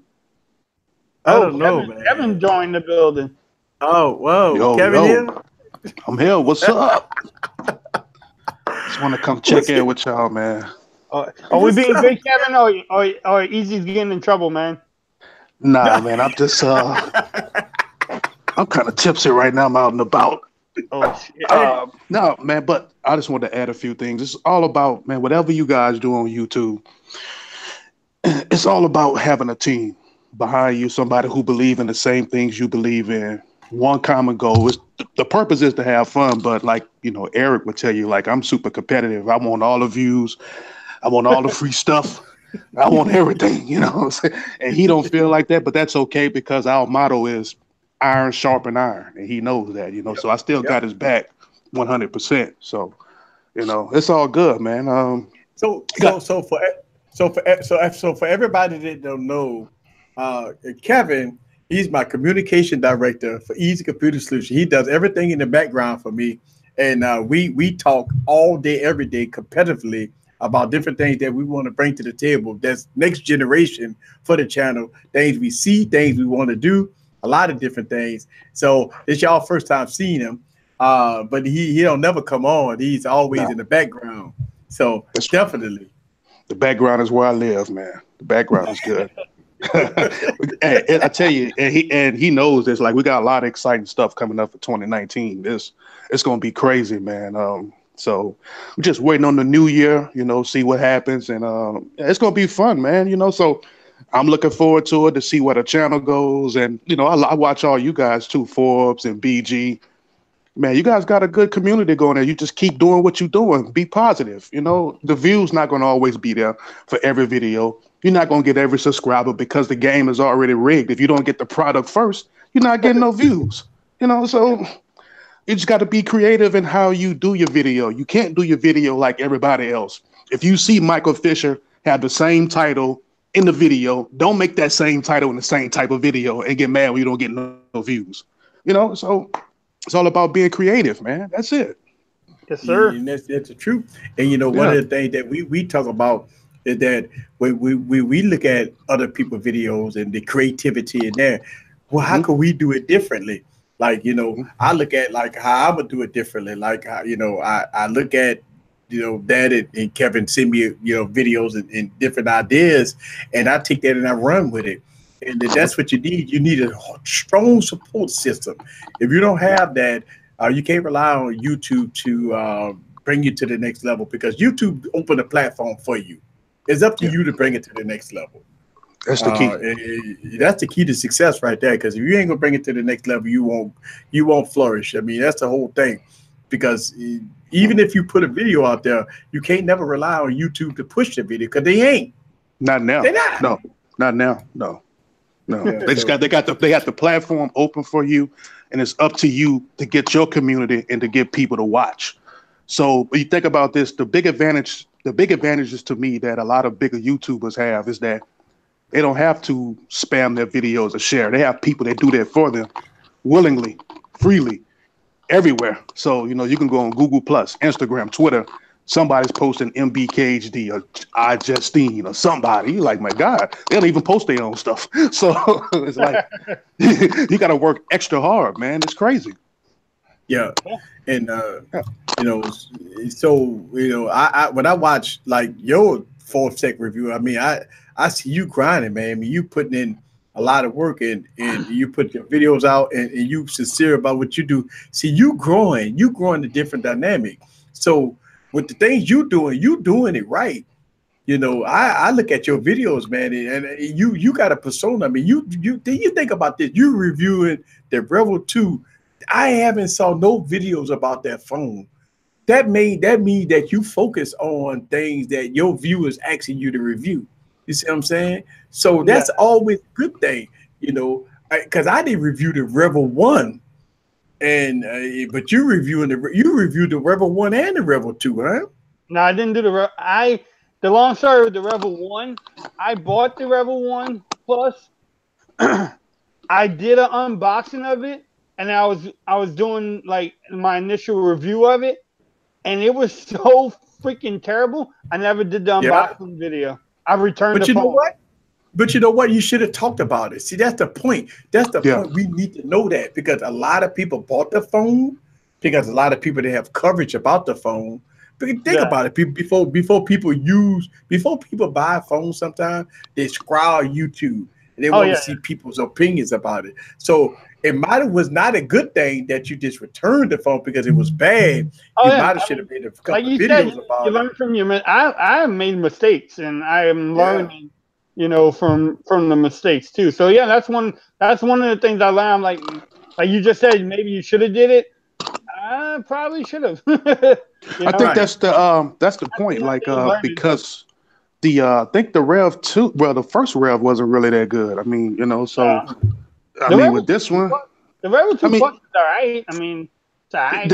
Depending if you know what you looking for in the phone. I mean, if you expecting a lot, you know, is given. I think to me it could be a little. I mean, from what I remember seeing, it kind of was overpriced. You know, but that's T-Mobile. They're gonna, you know, try to push more they can. If they can get that extra money out of you, they're gonna do it. But I mean, you better off getting a OnePlus 6T than getting a Rev 2. Because how much is a Rev 2? About 300? It's $252, but you could get it if you got a new line. You could get it for $84. Yeah. See, that's another big Vaseline right there. Like, you gotta get an extra line. You know, like, come on, man. Yeah, nah. Because you got to pay for line access use. You got to pay for a lot of different things. I mean, you got to do a few things to get that. As you add the line is the one that, you know, that's how they get you, man. Add a line. But you got to pay for data. You got to pay for line access fees and all that stuff like that. You know, but I mean, people been calling T-Mobile all about that too. They was like, hey, man, like, why every time you come out with a free promo, we got to add a line, you know, just, you know, keep it straight up. Like, you know, give me something for free or have something in there like where I don't have to add a line. Like I'm not really getting it for free, or I'm not getting a bargain if I got to add a line, you know? Yeah. Well, and a lot of all the carriers now are doing bill credits too. So to me, that's another scam too, is bill credits, you know? It's another scam. It is. Because we're talking about the S10? Yeah, we were talking. Yeah, I was actually just showing the S10. The renders right before you came on. The renders, I don't like it. That's the thing, man. When you looking at the next level of 2019, and I mean, what is it that they gonna bring to the table that's supposed to be badass? And when I'm looking at this S10. I mean, is that badass? I think that S10. Well, I think because so the rumors are crazy. Like, there's so many different versions of the display that certain tier is going to use. From my understanding, is that this tier is going to be used for like the Galaxy 8S something. I don't think this is the S10. I don't think so. I hope it's not. I hope it's not. But I don't think so. They'll be taking a huge chance putting them cameras on the side like that, man. Mm-hmm. Yeah. They'll be putting huge. I don't like that. I hope that's not the final design. I think this is because they got a lot of mid-tier phones coming out starting next year. They're going to be using all the different infinity displays. I think Samsung has kind of kept it under wraps which final version is the S10, which one are they going to use. I don't know if that's going to be the final one yet. It's still like months away, so the leaks or the renders going to change. I mean, Yeah. Well, not the S10. The S10 coming out next month. They go announce it at CES, right? I think they're gonna go behind closed doors and show something out, but I don't think it's gonna be that what we seeing. I don't think so. I mean, that could be wrong. I mean, but I don't think so. I don't think so though. I think they got something up their sleeve. They got to have something up their sleeve. I mean, because it's getting super competitive in the market right now. And I said this about same as OnePlus. They have to bring something that warrants the price, even if OnePlus wants to go up next year, just because the phone is going to be 5G. They got to bring something else to warrant that now. Now you don't get the passes for not having 2K screen, no headphone jack. That 1080p screen is not going to work at $850. It's not going to work, man. Yeah, I got 5G. You really think that that OnePlus go up to $800? Because rumor has it that OnePlus will increase their price. But God, it's going to go up. You know why? Because I told people this. They have learned the American way. They have got the taste of how to screw over and get extra money. They have gotten the taste of it. They don't want to go back, man. They like, oh, we could get all this. So we're gonna come out with a 5G phone. It's gonna be $300 more. So what? The 6T, 550 plus, that's 850 plus tax. So we're at $900. So now they're not the flagship killer. They're just another flagship. Yeah, they're gonna have to bring something to warrant that price because that's changing their whole motto of who they used to be. If they come out with 850, yeah, they gotta do something. You got to. Wireless charging, waterproof, QK. Yeah. I think you know what Plus go do. They love specs, so they go come out 10, 12 gigs around. That's not going to work. That's not going to work because you know why? Because you have it in carriers where people, it's more than just tech geeks, and not only that. So Apple and Samsung can package more with their higher tier prices. Say for Samsung, they might throw you a TV, a washing and dryer, and everything with the S10. So if OnePlus just giving you a phone for that, and you can get a 55-inch 4K TV with the S10 and a washer and dryer. I mean, I don't know, man. Because right now, on T-Mobile, that's hard, man. That's hard. If I'm not mistaken, on T-Mobile, Samsung, they are doing a 55-inch TV. What is it? T-Mobile? Yep. Yeah, I think T-Mobile doing that. Yep. I got my gimbal for the LG V40 because I pre-ordered it. I got the DJI. How long did it take for you to get it?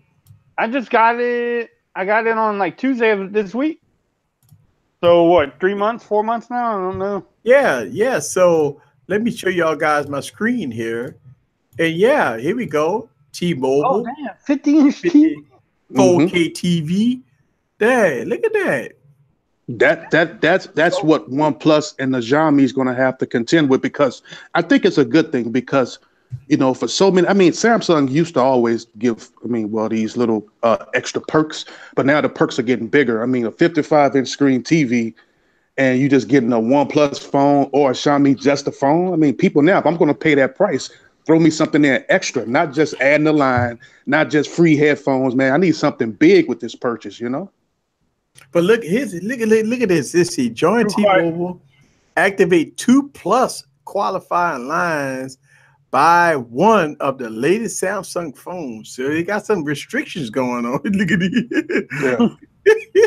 Activate 2 qualifying. That's messed up. Yeah, you got to activate 2 lines. I guess you got to do 2 of them. So if you're single, you don't have no kids, you want that TV, what you do? Get an extra line for somebody else? That's messed up. But it's so crazy. You think about this. If you paying at the $1,000 price point for a phone, that should come with it anyway, right? Because a lot of these TVs, they're going to mark down as not sold and try to sell them, after the holidays. Why are those TVs not coming with people that make that big purchase? Or at least give them some kind of deal bundled in. I think you're still getting screwed, man, if you don't get nothing big like that. With just a phone now is not enough. It's not enough. Well, Kev, here's the thing. Instead of them giving out milk and cookies and TVs, why don't they just drop the price? I can tell you why. Because that's a good point. Because people like Apple and Samsung believe in their name, and their name carries weight. If they had to drop the prices for their flagship, they would just stop making phones. They'll go into something else. because they're not going to drop their price. They feel like they're too of the elite status to drop those prices to come down to the Motos and the whoever else that makes cheaper phones. They feel like Apple is doing it now with the iPhone XR series to a degree. You know, Samsung got some knickknacks out there in the mid range, but they're more expensive. Phones are going to always be expensive. They're better phones, quote unquote, but they're going to always be expensive because of the name. It carries weight. But even Samsung's budget phone, I know they dropped that A6 something. I think it was the A6 for like almost $450, and that had worse specs than the OnePlus 6. It's like 2 gigs of RAM or something. I think it was like 2 gigs of RAM. It's it's a horrible phone for the price. They cheap. They have like if you're in like an India market, I think it's even on T-Mobile for $400 and some bucks. Was that the A6? Yeah. Yeah, but I think the overseas they got like the A6 Plus, and they gave us the A6. And in America, it's like, okay, well, man, you know, it's not really one of their best phones. They're just throwing stuff out there to say like, we can get something out there at a decent price, but it's bad, man. It's really bad, man. Well, I think at the end of the day, I think we look at it like, okay, so when 2019 roll around, Samsung gonna drop so many phones in 2019. Probably not gonna come to the United States, but boy, they gonna drop a lot of phones in 2019 because they're trying to take over. Yeah. And I would be surprised if Apple drops something mid, like a grade something. They go because Apple ain't go. It's too far along before the new iPhone drops. So Apple not gonna let Samsung take over 2019. So I wouldn't be surprised if Apple drops something mid-March, because I think Samsung got a strategy going on. They about to drop A series, F series, P series. Any series they could come up with. They gonna come out with everything. And they got Huawei. They done. So they going through. That's a whole nother issue right there. There's a lot of politics involved in that. They forgot the briefcase, bro. That's what it really blows. Because any overseas company that wants to, do business in the U.S. and especially on carriers, you got to bring the briefcase. They didn't want to bring the briefcase, so that's why you've seen that what happened on stage with them with AT&T. They didn't bring the briefcase. The AT&T pulled the plug. Like, no. Get your ass off stage. that was some sick shit, man. I ain't gonna lie to you. That was some long ass shit. This is Mate 10. No, Mate, but it was a Mate 10. I think it was doing Mate 10. No, that was the no, the Mate 10, the P20. That was the P something. P something. Yeah.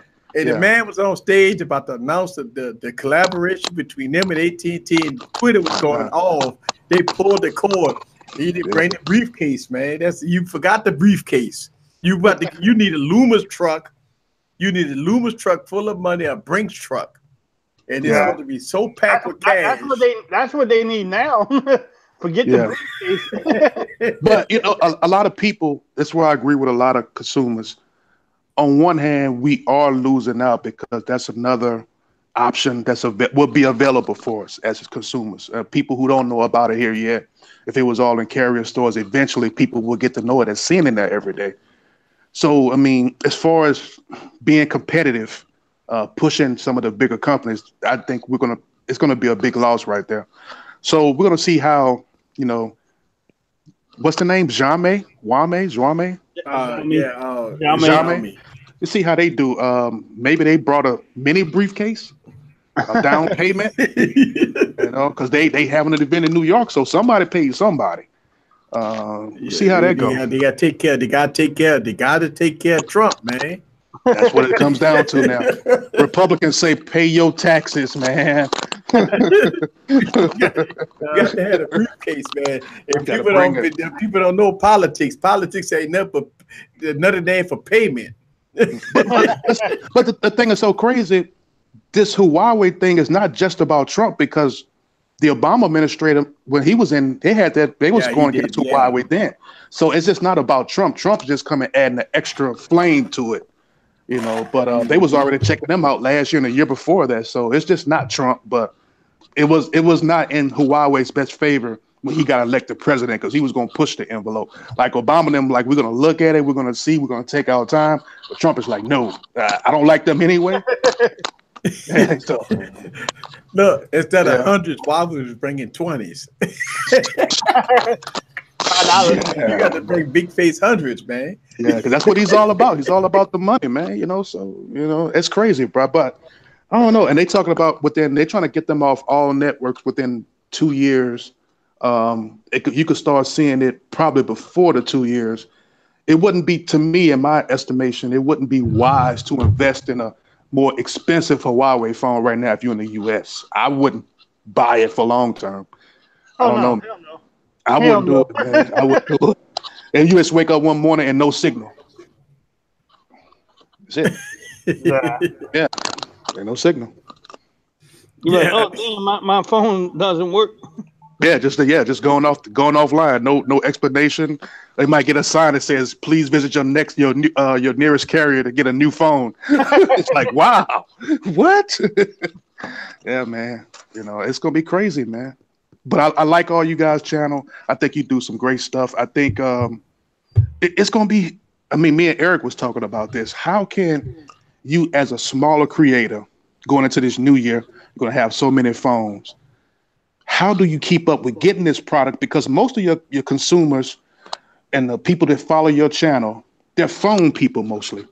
So how do you keep bringing this product to people what they want to see when the bigger companies are not paying for it? Like, how do you keep bringing it in? That's going to be the challenge, to get it and get it in a timely manner. Because if a phone is hot or information about that phone is hot, you can't get it next year to review. Well, you can, but then the whole hype about it is gone at that point, Yeah. That's the big challenge for smaller consumers to grow your channel, to get big. How can you get big when the game is already rigged against you? How can you cut through the red tape? You just gotta keep on. Like for me, I just keep on fighting. Like, I know the bigger YouTubers, they gonna do their videos. They gonna do whatever they do. I'm gonna do mine. People like gaming. People like speaker tests. I'm starting to see more people like to do like the speed test. They like camera comparison. That's the videos I'm gonna do. I'm gonna just keep on grinding. And I'm more like Eric now too. It's like, don't watch the view count for each video, but hey, last month I might have did 100K views. This month I might be doing 200K. So I'm still growing as a whole. So who cares if one video doesn't pop off? And just have fun. Yeah. And that's the whole key, man. I mean, you gotta look at it like, okay, you're doing a quick sponsor video. You may not get a lot of views for it, but at least you get some views. I mean, because we're not at the point where it don't matter what we drop, that all videos not gonna do good views, but you got your heavy hitters. So you might hit, okay, I got a heavy hitter go hit this day, but I know when I drop this case video, I ain't gonna do too many views. We already know case videos are pretty bad, so we're not gonna get a lot of views on the case video. But when I do the review video, that's gonna make up for the case video.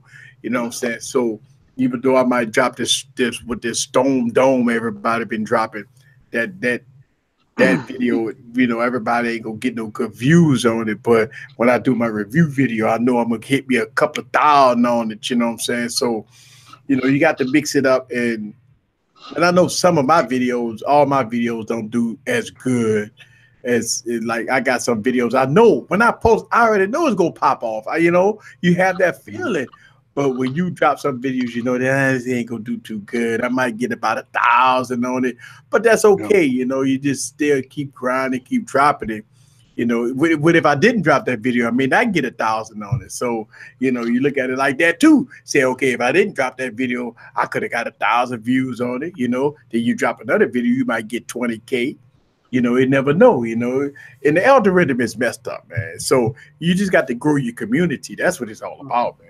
And I learned with the Note 9 is like people like tip videos. Like I made my Note 9 how to take a screenshot, and people love that video. I still get comments today saying, "Oh, thank you so much, you helped me out." I'm like, really? Just how to do a screenshot on the phone and people really like tip videos on the bigger phones. On the little phones, they don't really care too much. But on like the Note 9, they like how the screen record on the iPhone 10R. Like they like those type of videos where you're informing people how to do stuff. And they fun to make too, and they pretty easy to make too. And if I can get somebody to say, "Hey, you taught me something," or "Thank you for this video," it makes my day. Yeah. Yeah. Yeah. And that's the whole key, man. You know? It's crazy how YouTube. I don't know if you guys heard. Now the rumor is allegedly starting maybe sometime in 2019 that if you have a YouTube channel, you're going to have to pay monthly fees to keep your YouTube channel. I don't know if you guys seen that. I've seen that new whatever 13 book 13 or project 13 or whatever that shit's called. Yeah. That's so now we're getting to that point, like, you know, we used to always say, you know, YouTube is not free, you know, when you got to have internet access and all this stuff. So now YouTube is really not going to be free. So so if content creators, most of them are not making, you know, the big money like others. Well, how, because at some point, this is how I feel, you know, you love to do your videos, right? You know, even if all of them don't give views, but at some point, I think you will want to get rewarded, right? Yeah. At some point, I don't care. Like, it don't have to be tomorrow, but at some point, you know, like, so now it seems like to me that it's narrowing the gap where you can almost never be successful. You're having to pay to keep your channel, and you're not prospering from the channel because you're not making anything. So how long do you keep going on? Because at some point, you can love something. I don't care how much you love it. You want to get rewarded from that something, you know. That's just my take on it, you know. Yeah. At some point. That's a good point, because you're not going to keep on doing it for. I mean, I don't get rich off of it, and I can't live off of what I'm making off of YouTube, but it's been growing every damn month lately. So if I got to pay for it, and then if you're starting off new and you got to wait for 1,000 subscribers and 4,000 views, and then you still got to pay, who's gonna want to make a YouTube channel? I tell you what, man. Yeah. If I had to start a YouTube channel today with the 1,000 subscribers and 4,000 views and with all that stuff like that, man, I would think differently about what I do. I'll be like, you know what, I'm gonna just do it for fun, you know, because I ain't go. I mean, it's by the time you get YouTube to start looking at your stuff, man, and say, okay, he's going to be a partner, because it's hard to become a partner now. You know, I mean, the algorithm is not on your side. You can post all the videos you want. It's hard to get 1,000 subscribers, people. People think it's easy. Man, I know some guys that have been on YouTube for a very long time. It just barely hit 1,000 subscribers. You know, that's hard, man. I mean, you got too many people. It's too saturated. Especially you say, I want to be a tech reviewer. Now, what is that? Yeah. You know, what is a tech reviewer? You know, you get a phone and you review it.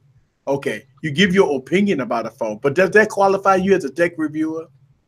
That's the whole thing. Like, you know, when I mean, like I can honestly say that Forbes Tech Review is a tech reviewer. You go real deep down dirty into phones, case videos, screen videos, whatever. Me, I go deep down dirty. But you do have a lot of people that doesn't know about tech, but they call, you know, and make videos. And I'm not knocking people's channels. They say, oh, I'm a tech reviewer. Here's a phone. Here's how I look. This, that, and other. But when we talk about functionality of the phone, the cameras, the speed, the different features of the phone and stuff like that, a lot of people don't go into that. Yeah, you can kind of tell who's quote unquote tech reviewers because they have that certain language about them. You know, sometimes even trying to be translated into the average person, sometimes that tech language come out. Then you have to rephrase that to, you know, kind of water it down so people can understand what you're saying. So you can find out who's really real and who is. But to me, and this is going off that subject, YouTube just don't want to pay the big checks no more, man. They're trying to trim down, man. They got a few people that's getting big checks now, and they're like, okay, that's good enough. And we want to slowly weed off people to, you know, to make you so angry and disgruntled that you will leave the platform. That's what they want. That's saving bandwidth. That's saving dollars. It's what they want. It's a whole business strategy, man. Yeah. I look at it like you're right, because you think about it like this. You got different tiers of YouTube right now. You got YouTube TV. I mean, people are like, well, how could you get on YouTube TV? Well, you had to be invited. Good Well, point. how do you get invited? You can't get invited at no 30,000 subscribers. You better be high up there. How you gonna get? You ain't even. I mean, you got to be up there. So and guess what? Everybody on YouTube TV right now, they're eating.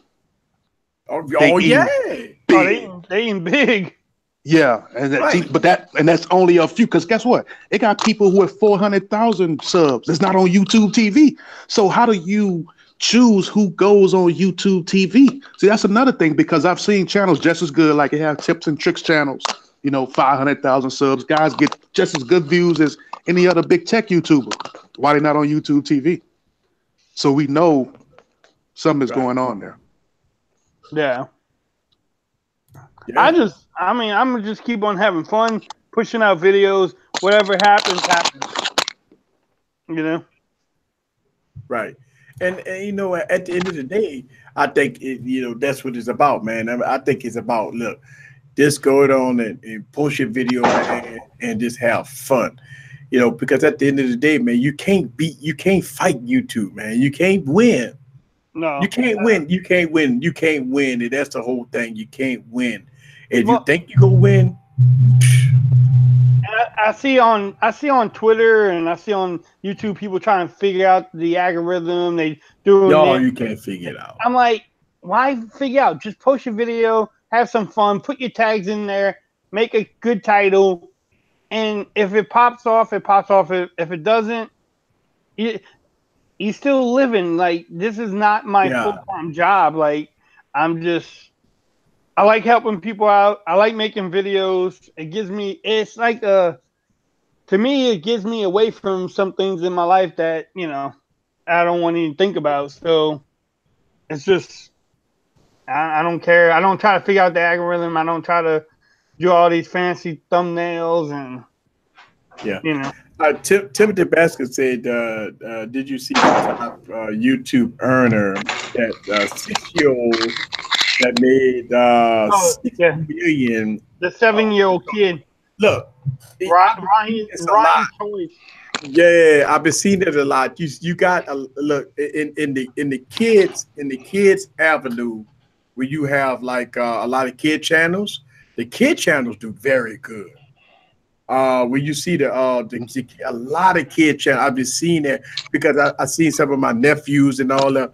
When they go on YouTube, they go to YouTube Kids channels, and all them channels in millions and millions of views and subscribers.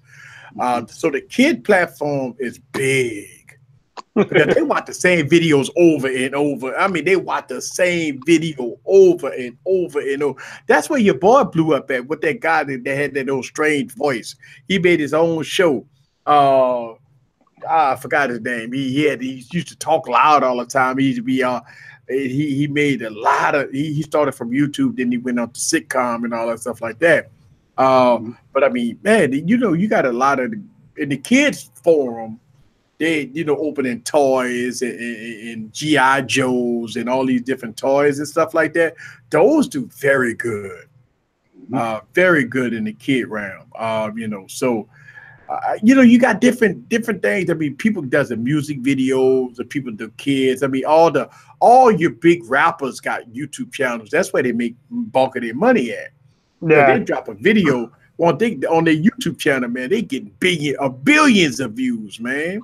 But I mean, so they make a lot of their money. Like we said earlier, Easy. If we want to make it big on YouTube, we get out of the tech game. We go stand in the middle of the street, put a padded suit on, and let a car hit us or something. Yeah, stupid, stupid videos. Yeah. Or let me take my iPhone 10X Max, go to the highest building in San Antonio, drop it off the thing, and see if it survives.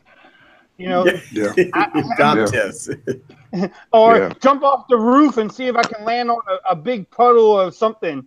I mean, if I want to be famous on YouTube, I easily could do it. But I'm 40-something years old. I'm not going to jump, and I'm not going to drop my $1,000 phone off the thing. And I'm not going to look like an idiot on YouTube. I'm not going to do it.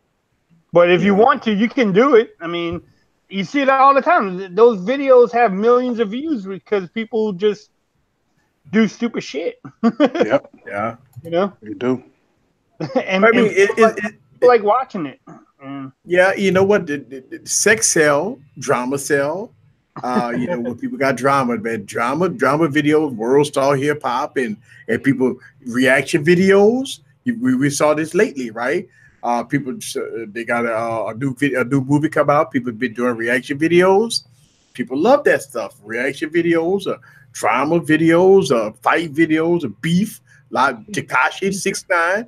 Everybody be making money off that dude. Because all they're doing is the rumor videos about, you know, he about to go to prison and all that stuff like that. People watching it. It's a hit. It's a hit right now. So, I mean, you got a lot of people that's talking about it and stuff like that. Now, look, here's the thing. You got these news channels. That's what they do. So it's nothing new to them. It's right now, but Tekashi 6ix9ine, they're eating right now because it's nothing but views. Everybody want to know the tea. It's ratings. But it's rated. And in the tech world, right now for tech, it's slow. We in December, everything is out. So it's it's nothing new to talk about. So that's why you see the views fluctuating, because people on YouTube looking like, you know, all right, we just saw the V40 been out for 3 months, 4 months. The LG G7 been out for 9 months. The Galaxy S9 been out almost a year. I mean, you make a video about the Galaxy S9. I mean, you got to be very creative about it. I mean, you can't just say, "Oh, this is my 9-month review with the Galaxy S9." You ain't gonna get no views unless you're a big boy. You know how you can make some views with the S9 right now? What you do? You get like some concrete mix. Take the S9. And you want to see if it can survive. But you got to get the jackhammer and like actually drill through the concrete. You know what I'm saying? Like, and the people will watch that. They want to see if it's going to do concrete for like 3 days and if it's still going to survive. Leave the phone on and see how it holds up. People will watch that. But anything like, you know, speed test now, like you say, all that other stuff, the picture, it's there now. So it's so many, you know, videos out there with it. Everybody has the information of should they buy the phone or not, or wait till the price drop now. I mean, what else can you make about it if it's not? But you know what? I found that during last year phones, that has been very popular. Like, you know, my G6 videos and S8 videos and Note 8 videos. Those are very popular. You know, very more popular than S7 videos and stuff like that. The 2017 product, and I even go back to talk about how my 2016 videos has been really strong. Because in 2019, people just tired of seeing it because once the big YouTubers unbox it, and then the smaller YouTubers get it, you've seen the same thing. That's why you don't see no view on those videos. It's done at that point. Right, it's done at that point. Once the bigger YouTubers say, okay, here's a S10 videos gonna come out in in January, right? They go unbox it. By the time we get it in February, late February, going into March, you do an unboxing of it. It's you might get a few views on it. It's like irrelevant because it's the same shit that they didn't unbox. You're unboxing the same thing. We go get the charger, the case. We ain't gonna get no case. You're gonna get the phone, the charger, and the box. That's it. So that's why I stopped doing unboxing videos. I just don't want to waste the time doing it. And look, I'm not knocking nobody from doing unboxing videos. It is what it is. I don't knock nobody from doing unboxing video. I know for me, I don't do them. I don't see the time. I just don't waste the time to do it. That's why you'll see me in the video while the music playing. I'm taking the shit out the box and throwing it on the table and taking the plastic off and say, "Oh, let's get into the something." You know, I do something different with it. You know, it's nothing in the box. I mean, you know what's so exciting when you get like mid-tier devices, they give you a case in the box. You get headphones, you get screen protectors and all kinds of stuff in the box. But not flagships. Look, Apple ain't even giving you a dongle in the box. That's a waste of time doing the unboxing on that phone. But think You about ain't this even though. get a dongle in the box. Think about this psychologically.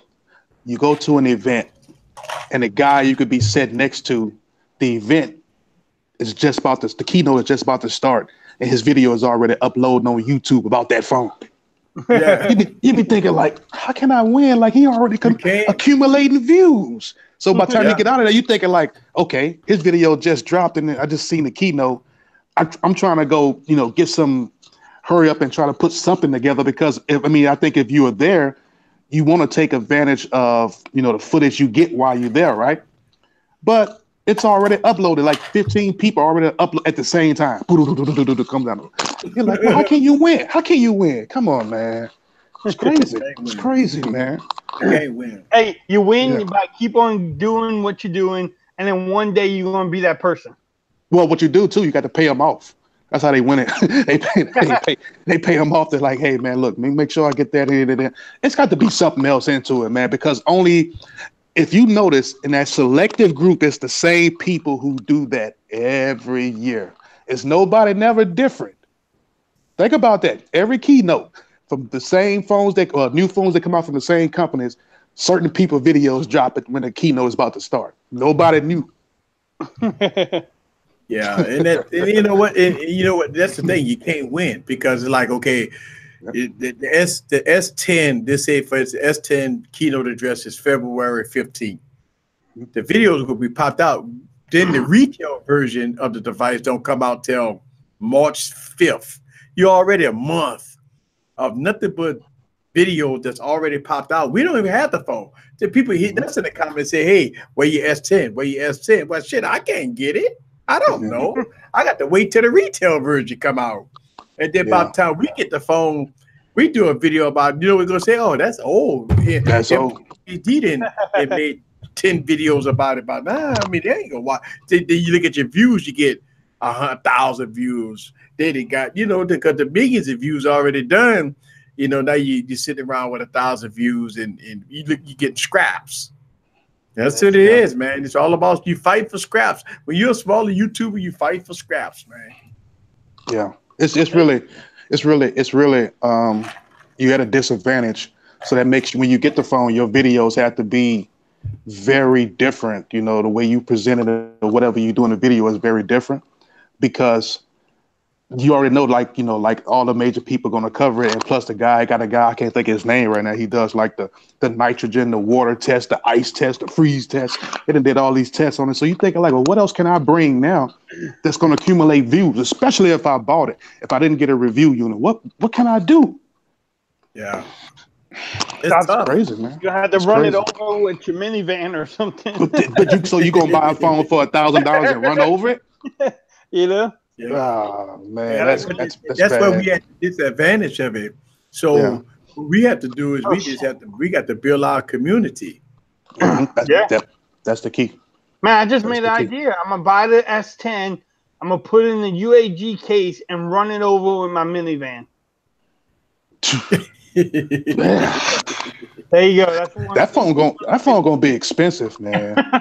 Yeah. Hey, I'm gonna have insurance on and be like, I just lost my phone, T-Mobile. I don't know what happened. You can't do that. They're not going for that no more. They're not going for that. You break it back. You're gonna be stuck. You can't do that no more, man. They hip to the game now. You can't do that no more, man. Nah, man. You gotta have all kind of evidence and documentation. It's not. Nah, they ain't getting away with it now. So you stuck with that $1,000 loss. Yeah, that's right. Look, man. I'm looking at the clock, man. We've been on there all night. I know we wanted to start a second stream, but boy, 130, 140. I know. And look, it's so funny. I'm empty. I know. I know. When you empty, man, I done drank the whole bottle of liquor on these streams. Look, a whole bottle of liquor. I got about 6 beers sitting over here. I'm like, God, no, I'm done. Hey, we still have like 20 people just chilling with us too. I know.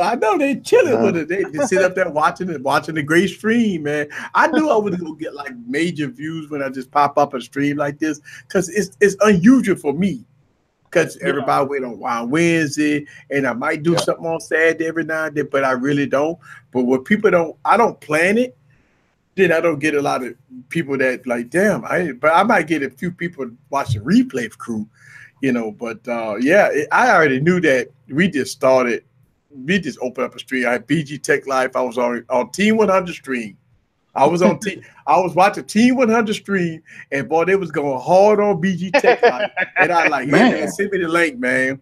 Send me the links. I jumped on Team 100 stream. I had to back BG Tech Life up, but they were tearing him up over there, talking about the Note 9, and he was going off about the iPhone, and they were tearing him up over there. I said, let me get on this stream and help BG. And so that's how we started this stream. I like giving BG trouble, man. You know. Yeah, y'all were tearing BG up. That's why he was so drunk. Going to sleep. He been doing it for a long time though. BG Tech Life been on YouTube. He started the same time you did, huh, Eric? About the same time, or maybe a little bit. I think so. Yeah, he started before me. Yeah, but he just be focusing on one or two phones, you know. He don't be buying all them phones, man. He be like, man, I don't be worried about all that stuff. We shouldn't. Yeah, that's a lot, man. That's a lot. It's a lot, man. Look, I learned. That's another mistake I learned from last year too. Like, I think I spent like 15 to 20K on phones in 2018. And like, that's a lot, man. That's a lot. There's a lot of people don't understand, man. You know, when you got to buy all these phones, people like, review this, review that, review that, review this. I'm like, nah, man, they ain't reviewing all that, man. You crazy. I got to spend $1,000 on that phone for one video. Well, you think about this. That's why a lot of these guys, they go to the companies. They try to get hired on with these tech companies so they can try to, build themselves up, build their audience. And then, when they want to break off, they have that cachet build up. So now they can get them free units still coming in. So even though they broke off, they're not still paying for a lot of stuff. That's the whole key. So, and if you want to be independent, it's a cost to be independent. I mean, you're free, but you got to pay for your freedom. Like, it's crazy, man. I don't know, man. I don't know how you guys do it, man. Really. I mean, man, that's a lot. It's man. Tough. It's tough. And that's why when you see somebody bash you in the comments, you get pissed off because you didn't put so much work in it. And you got some asshole on there typing up, you said the wrong thing on your video. You be like, you son of a bitch. You just don't know I spent 2 days making this video. And you gonna get on there with your Twitter fingers and you gonna curse me out. I think I learned this from you too. I'm like, thanks for watching. Have a great day. And hey, you gonna leave a comment? That's gonna help me with my reaction time or whatever they call it. You got me a view. I'm gonna put you. Hey, thanks for watching. Have a great day. And I don't care. But man, we gotta get out of here though. Yeah, we do. We gotta get out of here, 2 o'clock in the morning. Yeah, I just want to come on because I never come on, so I just want to come chit chat with y'all while I was out and about, man. A little tipsy, I heard y'all. I've been hearing about Kevin for the last year. I'm like, who's Kevin? Yeah. Who's Kevin? Hey, the man behind the scenes. I live in the Alice where the rats and the roaches live, man. It's tough in the gutter, man. Yeah. Oh man. We're gonna get out of here, man. I really do appreciate y'all guys coming. Appreciate everybody that jumped on the live stream, man. And look, Forbes, let everybody know how they find you, man. Hey everyone, this is Joseph from Forbes Tech Reviews. I'm on Twitter at Forbes Reviews and YouTube at Forbes Tech Reviews, Facebook at Forbes Tech Reviews. Thank you, Easy, for having me and BG tonight. It's been fun. Anytime you want to join Team 100, Easy, let us know. We hit you up. And yeah, it's just fun to talk tech to tech people, and I love it. Yeah. And look, I got my man Kevin in the building. He ain't got no channel. He ain't no channel. I'm gonna tell y'all where y'all can find me. You can find me in Hell's Kitchen. I'll be in the street corners, the alleys where the sewer rats lie. That's why you'll find me back there grinding. That's where I'm at, man. That's where I'm at. And I do appreciate everybody for coming aboard. Don't forget about Wine Wednesday every Wednesday night. This is where we have the lovely ladies come aboard and have some fun. This is how we do it. And don't forget about that. We building up to our New Year's Eve live stream where we gonna probably do some giveaways and we gonna be streaming. I'm gonna be streaming all night long. So we're gonna have some fun. Shout out to everybody that joined the stream. Thank y'all guys. Shout out to the replay crew. Thank y'all very much. And I'm still working on this this podcast stuff. Everybody been hitting me up talking about I need to convert this into podcast and all that stuff like that. So we're gonna get that rolling and get that going. This is Eric from Music Producers. Leave y'all. I leave your comments. I'm done. I'm gonna be drunk. I'm out, guys. I gotta do my thumbnails. That's my thumbnail right there.